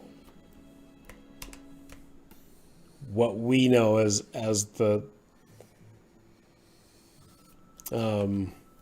us people, Homo sapiens, began running around destroying things. And I think that's a pretty interesting theory. I don't know if I necessarily believe it, but there is a little bit more like credit to it of like, okay, I guess I can see how this works if there was another extinction that kind of happened and you know, left all this technology unknown.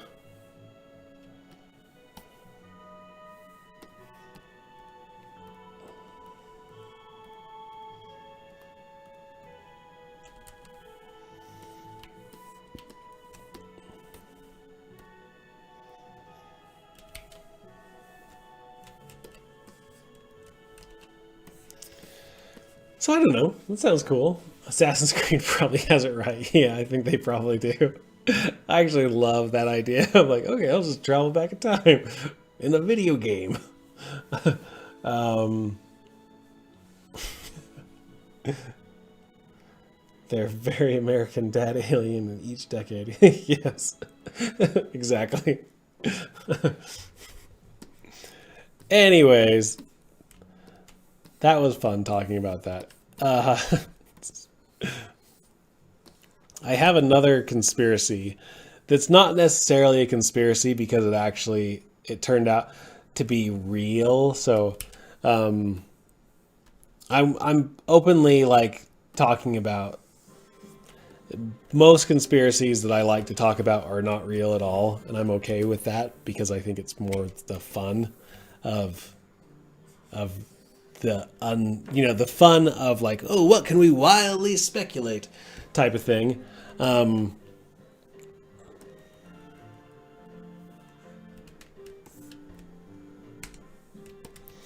So there was a school. Oh my gosh, I wrote my notes. Let me see. Hello, Matt. Your stream thumbnail shows stylized Batman. Is that from a previous piece?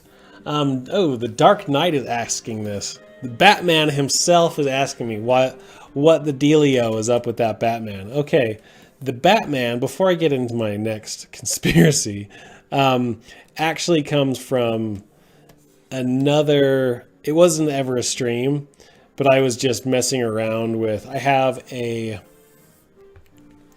Wacom Mobile Studio Pro, and I was using that as like a test case for how could I use ZBrush comfortably without using a keyboard and just using that tablet, because like the whole purpose of that tablet to me is if I can use it without a keyboard, then it's a mobile tablet. Like my favorite drawing program out there is Procreate, because it feels so natural. I don't have to think about the buttons. I don't have to think about this. But ZBrush is a different beast in that I use a billion hotkeys, and as you can see, like I go through a bunch of different tools. So I thought, oh man, could I get comfortable enough to sculpt while using that tablet, that makes me feel to forget that I'm using a tablet at all, or forget that I'm using something and I'm just creating art. And lo and behold, I did. So I made that Batman just using a test. It's really unpolished, unfinished. It's from a concept that I made that I'm still planning on finishing. So I'll show you what concept it's from and kind of plug my social medias, I guess.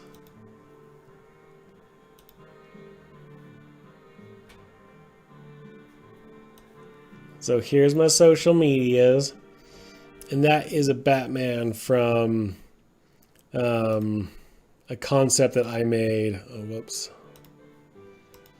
Let's see. Oh, yeah, this is just, and it's really rough. I think I've refined it beyond that, but I don't think I've shown it. It's from this concept of like a Batman and a Joker, like, type of thing. So I am actually planning on finishing this, but I want to do it all on my Mobile Studio Pro. And then kind of post kind of my hotkeys that I use and how I've set it up. So it's like that.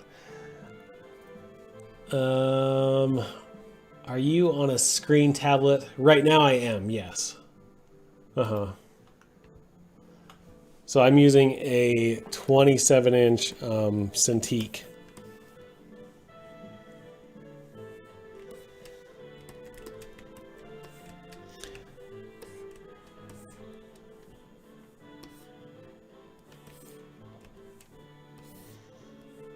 And now I forgot what I was talking about. Oh yeah, I wanted to get my notes. Because this one, let's talk about another, this is going to be a sad, a sad conspiracy.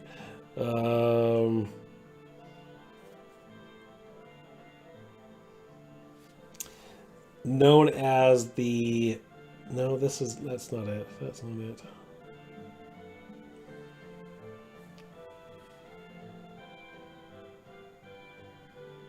Oh, the Fernald School.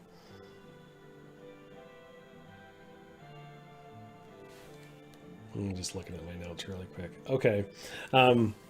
So there was this Fernald School, and this was in the 1940s and 50s. And I can't remember what state it was in. I think it was in New York.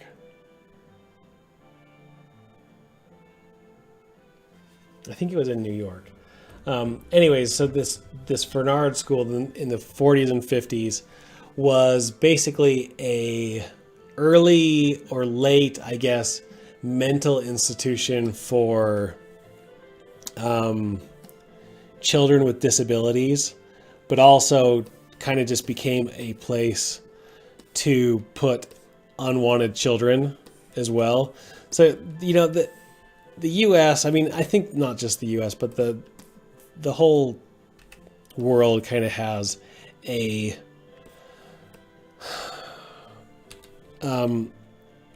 misunderstanding of mental illness for a really long time in our history in the entire world. But they were really abused children in this. And even the ones that didn't have mental disabilities, that were there because they were orphans or whatnot, were still treated really poorly, were physically abused, were sexually abused by the guards, or I guess the workers there. It's like this horrible situation. Anyways, so these kids that were basically had nowhere else to go and were forced, basically prisoners in this place, in this Fernald School. This is a really sad story. Gosh, why am I doing this? Oh, thank you. My 2D art is okay. I struggle really hard with it, but if I put too much effort into 2D, then my 3D sucks. And if I put too much effort into my 2D, my 3D sucks. So it's trying to get this fine balance of like, how do I suck less? Anyways, back to this school. So this school has all these like basically kids that either have mental disabilities or are just orphans and unwanted, and were basically by the government kind of prisoners and slaves to a degree inside this school. I mean, there's so many things wrong with this school, but this is one thing that happened. It was actually a really big deal, and it's not it was a conspiracy for a while, but now was broke open in the 1940s as truth.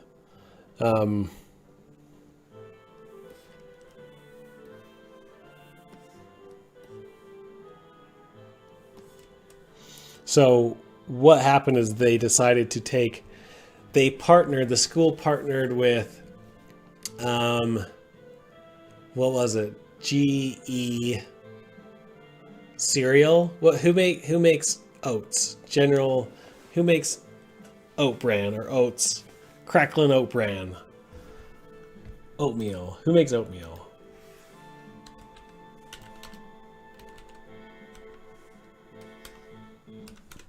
Isn't that Quaker Oats? Who makes Quaker Oats? Quaker Oats is...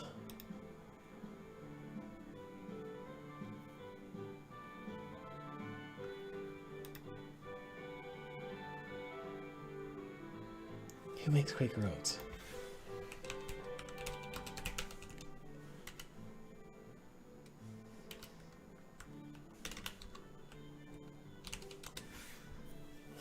Oh, it's PepsiCo. Anyways, okay, so Quaker Oats,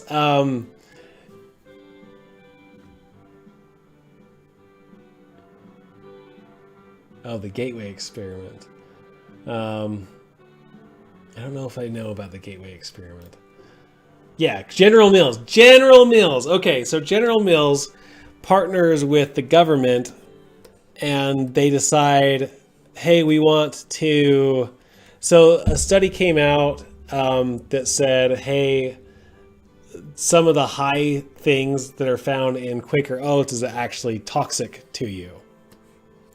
And so General Mills was trying to save face, and they decided they wanted to do a test on these kids to determine if the amount of, what was it, iron and zinc was actually, in fact, toxic to these children.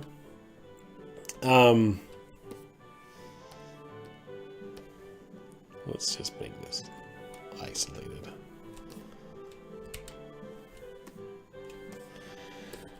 And so they said, yeah, we're going to do this test. And the government was like, hey, this is a great idea, Quaker Oats.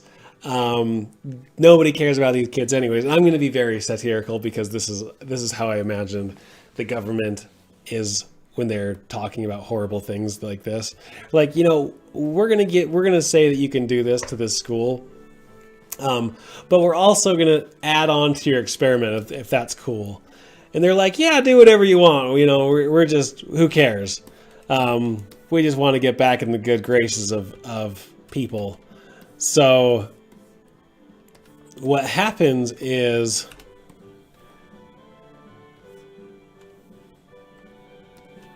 that the government decides they want to start doing radiation testing on these kids, these poor kids.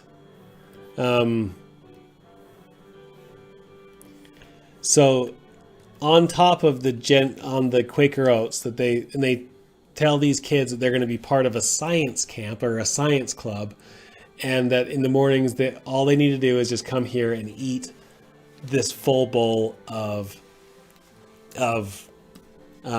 Quaker Oats, and that's their science experiment. Like, that makes them in part of science camp. And so the kids are like, okay, that's fine. And so they started putting in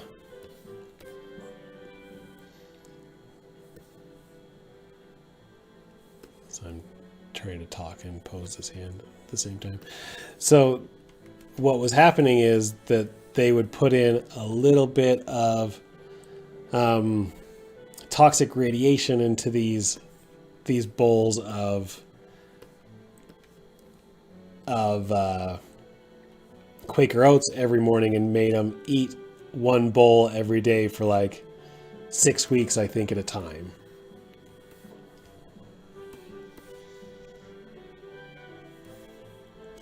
And they didn't inform any of the kids about what they were doing or what the purposes was. And if the kids decided, you know, this isn't for me, I'm going to choose not to be a part of it, then they would get like severely punished / beaten / horrible things again.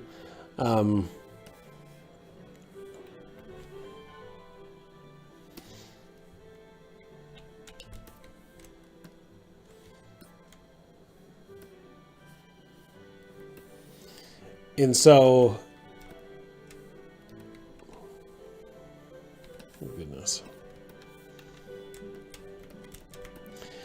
And so this happens, like, none of these kids know what's happening. And the government's like, yeah, we're doing this. Like, we're really going to know what the effects of radiation poisoning is on kids now. And, you know, years go by, and then finally the story's cracked that, like, hey, by the way, General Mills were part of the government studying with FEMA. Actually, they partnered with FEMA, which is another like highly toxic, or like a highly conspiracy subject of like what FEMA has been doing. I don't like that finger. I'm gonna redo this whole finger here.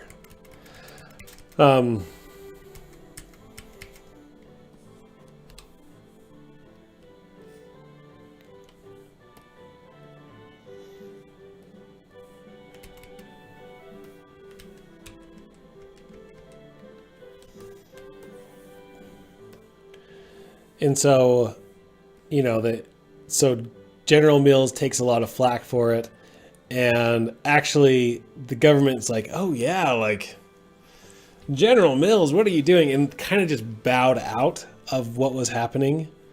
And, you know, General Mills took a lot of crap for it and lost a big, actually it wasn't that big. It was a few $1 million lawsuit that got paid out to like 70 children. So each of these children that are now adults, because this happened in the 1940s and 50s,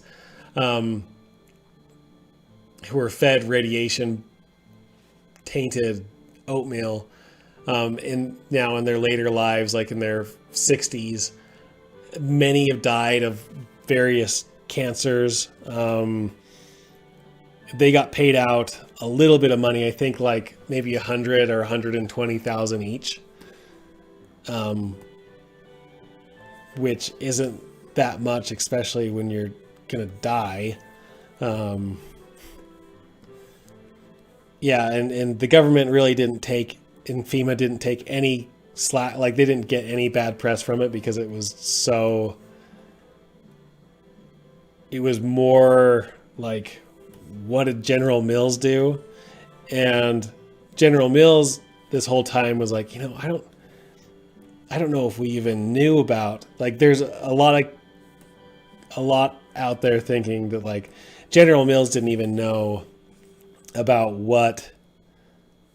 that part of the experiment. They were literally just trying to test their own cereal to see if that was toxic with children again, which still isn't great. Like you're still trying to see if like your cereal is in fact toxic. Yeah, which still isn't great, General Mills. But they were trying to get back in good graces with the public because they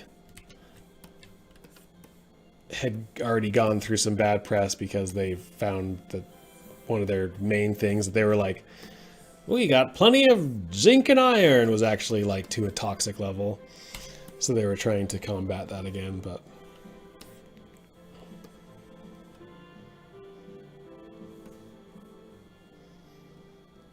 anyways, isn't that funny? So that's not really a conspiracy, though there is still like the ongoing conspiracy that like, how many tests is the government still doing toxic or harmful tests to the public without us knowing?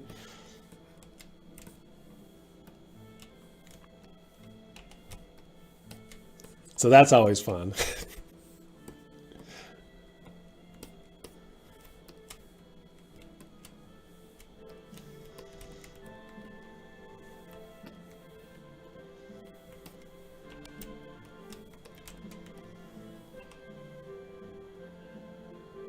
So that's a lesser fun conspiracy to talk about tonight. Sorry, guys, that was kind of a drag. Let's see. Icaro Gabriel says, hey, can you help me? I made a really good sculpt of a character in ZBrush, but now I finish it and I'm a little confused about how to animate it. Is it recommended to use ZBrush to animate? That's a great question. Again. Anyways, so no, ZBrush isn't the program to do it. What you're going to want to do is actually make a low poly version of it. And you either going to have to retopologize it. So like almost to the state that it's like this, where you're having clean topology and good deformation stuff, but you'll be animating it in another program such as Maya or Blender.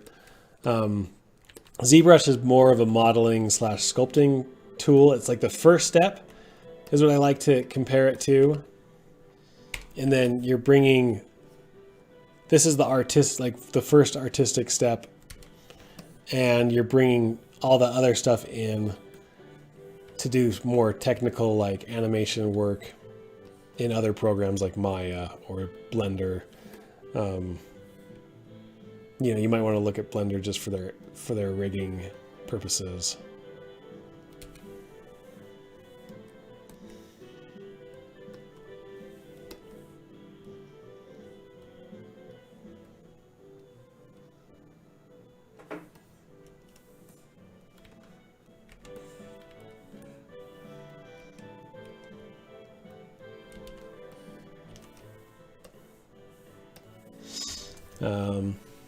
I think her hand is bent into a body.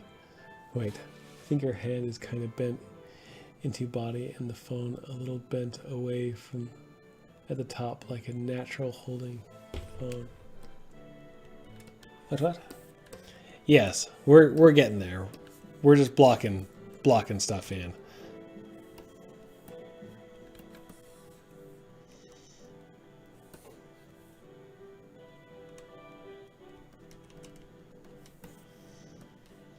So I've got about 10 more minutes before my stream ends. Any other questions about anything?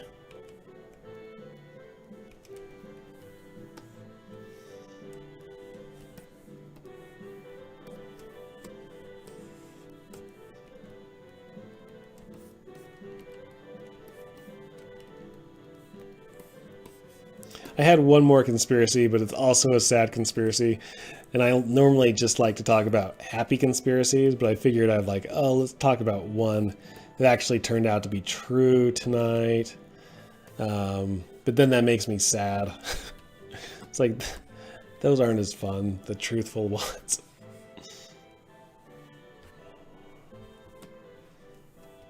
Let me show you.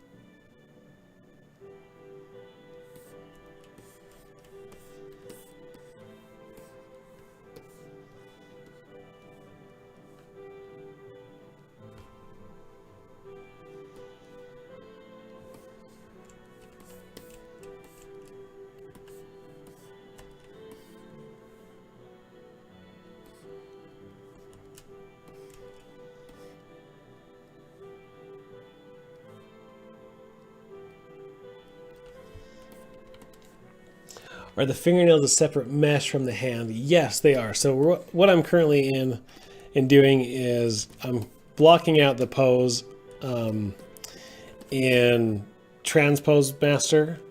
Like the actual thing is, you know, several subtools. Right now it's all combined into one subtool, which is kind of like a proxy. Uh-oh. No, that's not it. That's it.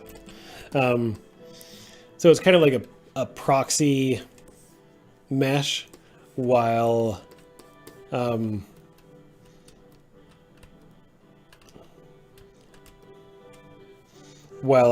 kind of block things out. And then once like I say, yeah, this is kind of what I'm looking for, then I can retranspose the mesh.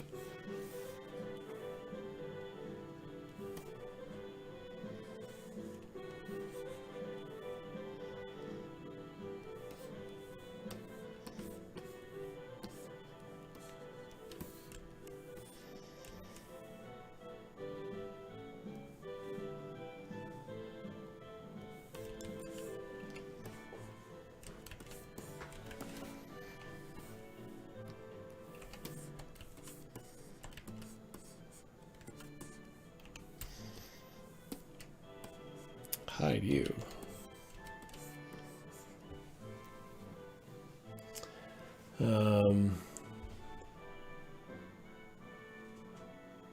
Oh, I remember you were talking about you talked about the death and a replacement of Paul McCartney. Oh man, that is one of my favorite conspiracies out there. Oh my gosh.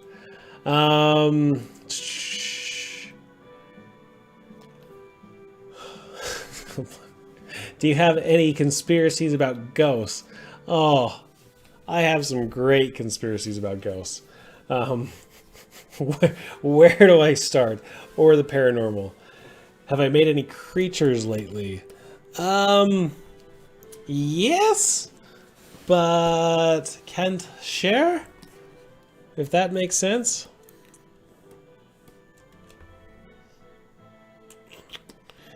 I'm not quite satisfied with where this hand is.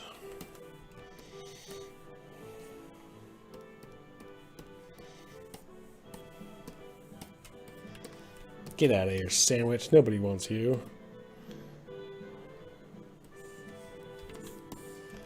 I'm not satisfied with that at all.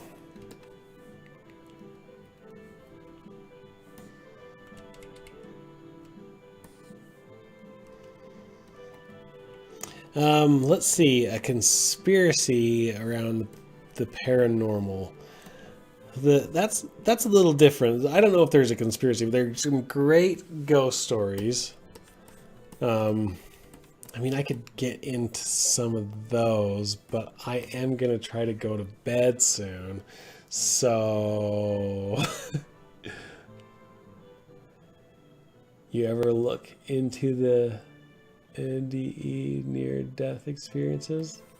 The what? The what? I don't know if I know that. Here, I'm gonna just focus on this little guy right here. I don't know if I know that one.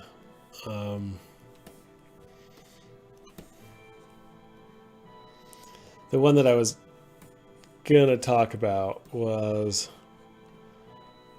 and it's a pretty dumb conspiracy because like it's pretty open and shut of like what happened was why Brittany Murphy died, or how Brittany Murphy died, I guess. But that one's dumb.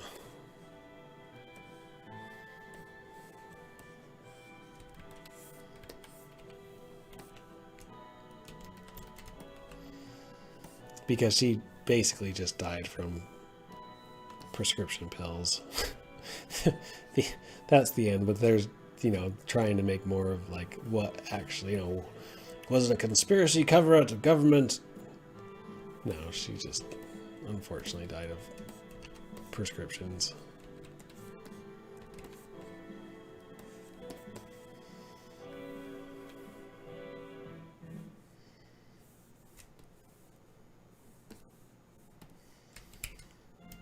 Now, I want to simplify this just a little bit.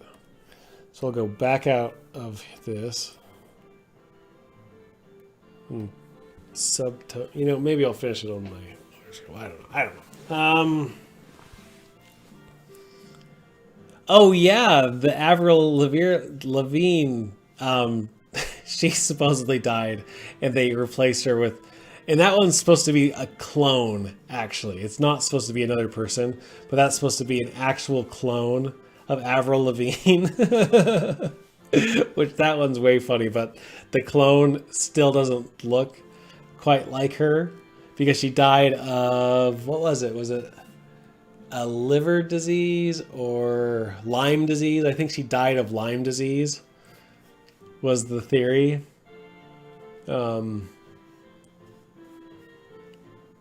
Oh yeah, the people die and then come back and they recall life without the body. Yeah, I have looked into those. Some of those stories are like, and that gets into like some cool like reincarnation stories. Like there's this old story of these twins. So this I think was like in the 1920s. This family they weren't twins actually. There was a daughter, it was a mother, and it was a family, I guess. And they had a son and two daughters, and the daughters were like an age apart. And they died in a car accident. And then years later, the parents had twin daughters, and they truly believed that the daughters were reincarnations of of the daughters that got hit by a car because they kept saying things like they were supposed to be identical twins, but they didn't look identical, which was weird. I'm gonna turn off some of this stuff. Clothes. I guess I could put the clothes in a whole nother folder. That would probably be a good idea.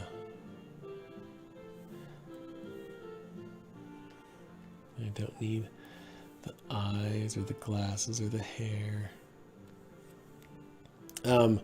They would say things like, oh, we remember the night of the car crash, and they would start playing with toys, like specific toys that each of the girls loved to play with. And they all had like mannerisms of the previous sisters, and it was this really weird thing, but like the parents strongly believed that was their reincarnated daughters.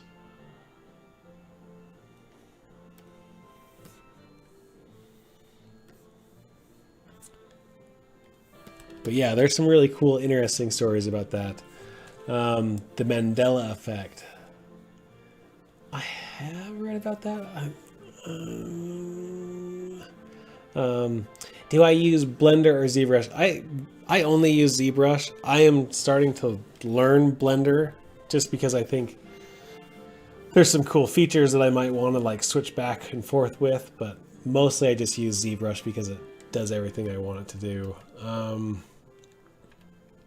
What's the most underrated conspiracy theory? Probably the Paul McCartney was dead conspiracy. That one's the best. Fingernails.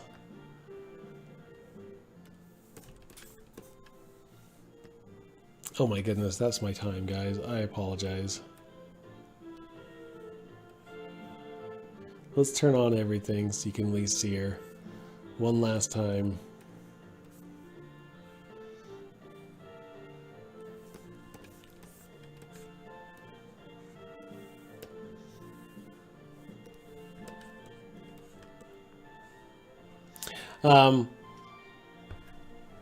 There's one about a boy that recalled that he was a pilot. Yeah, there's a bunch of stories like that he was a pilot, and like they can name like family members, and like it's some weird stuff. It's the lion and the lamb and the wolf and the lamb. The Mandela effect. It's everywhere. Okay.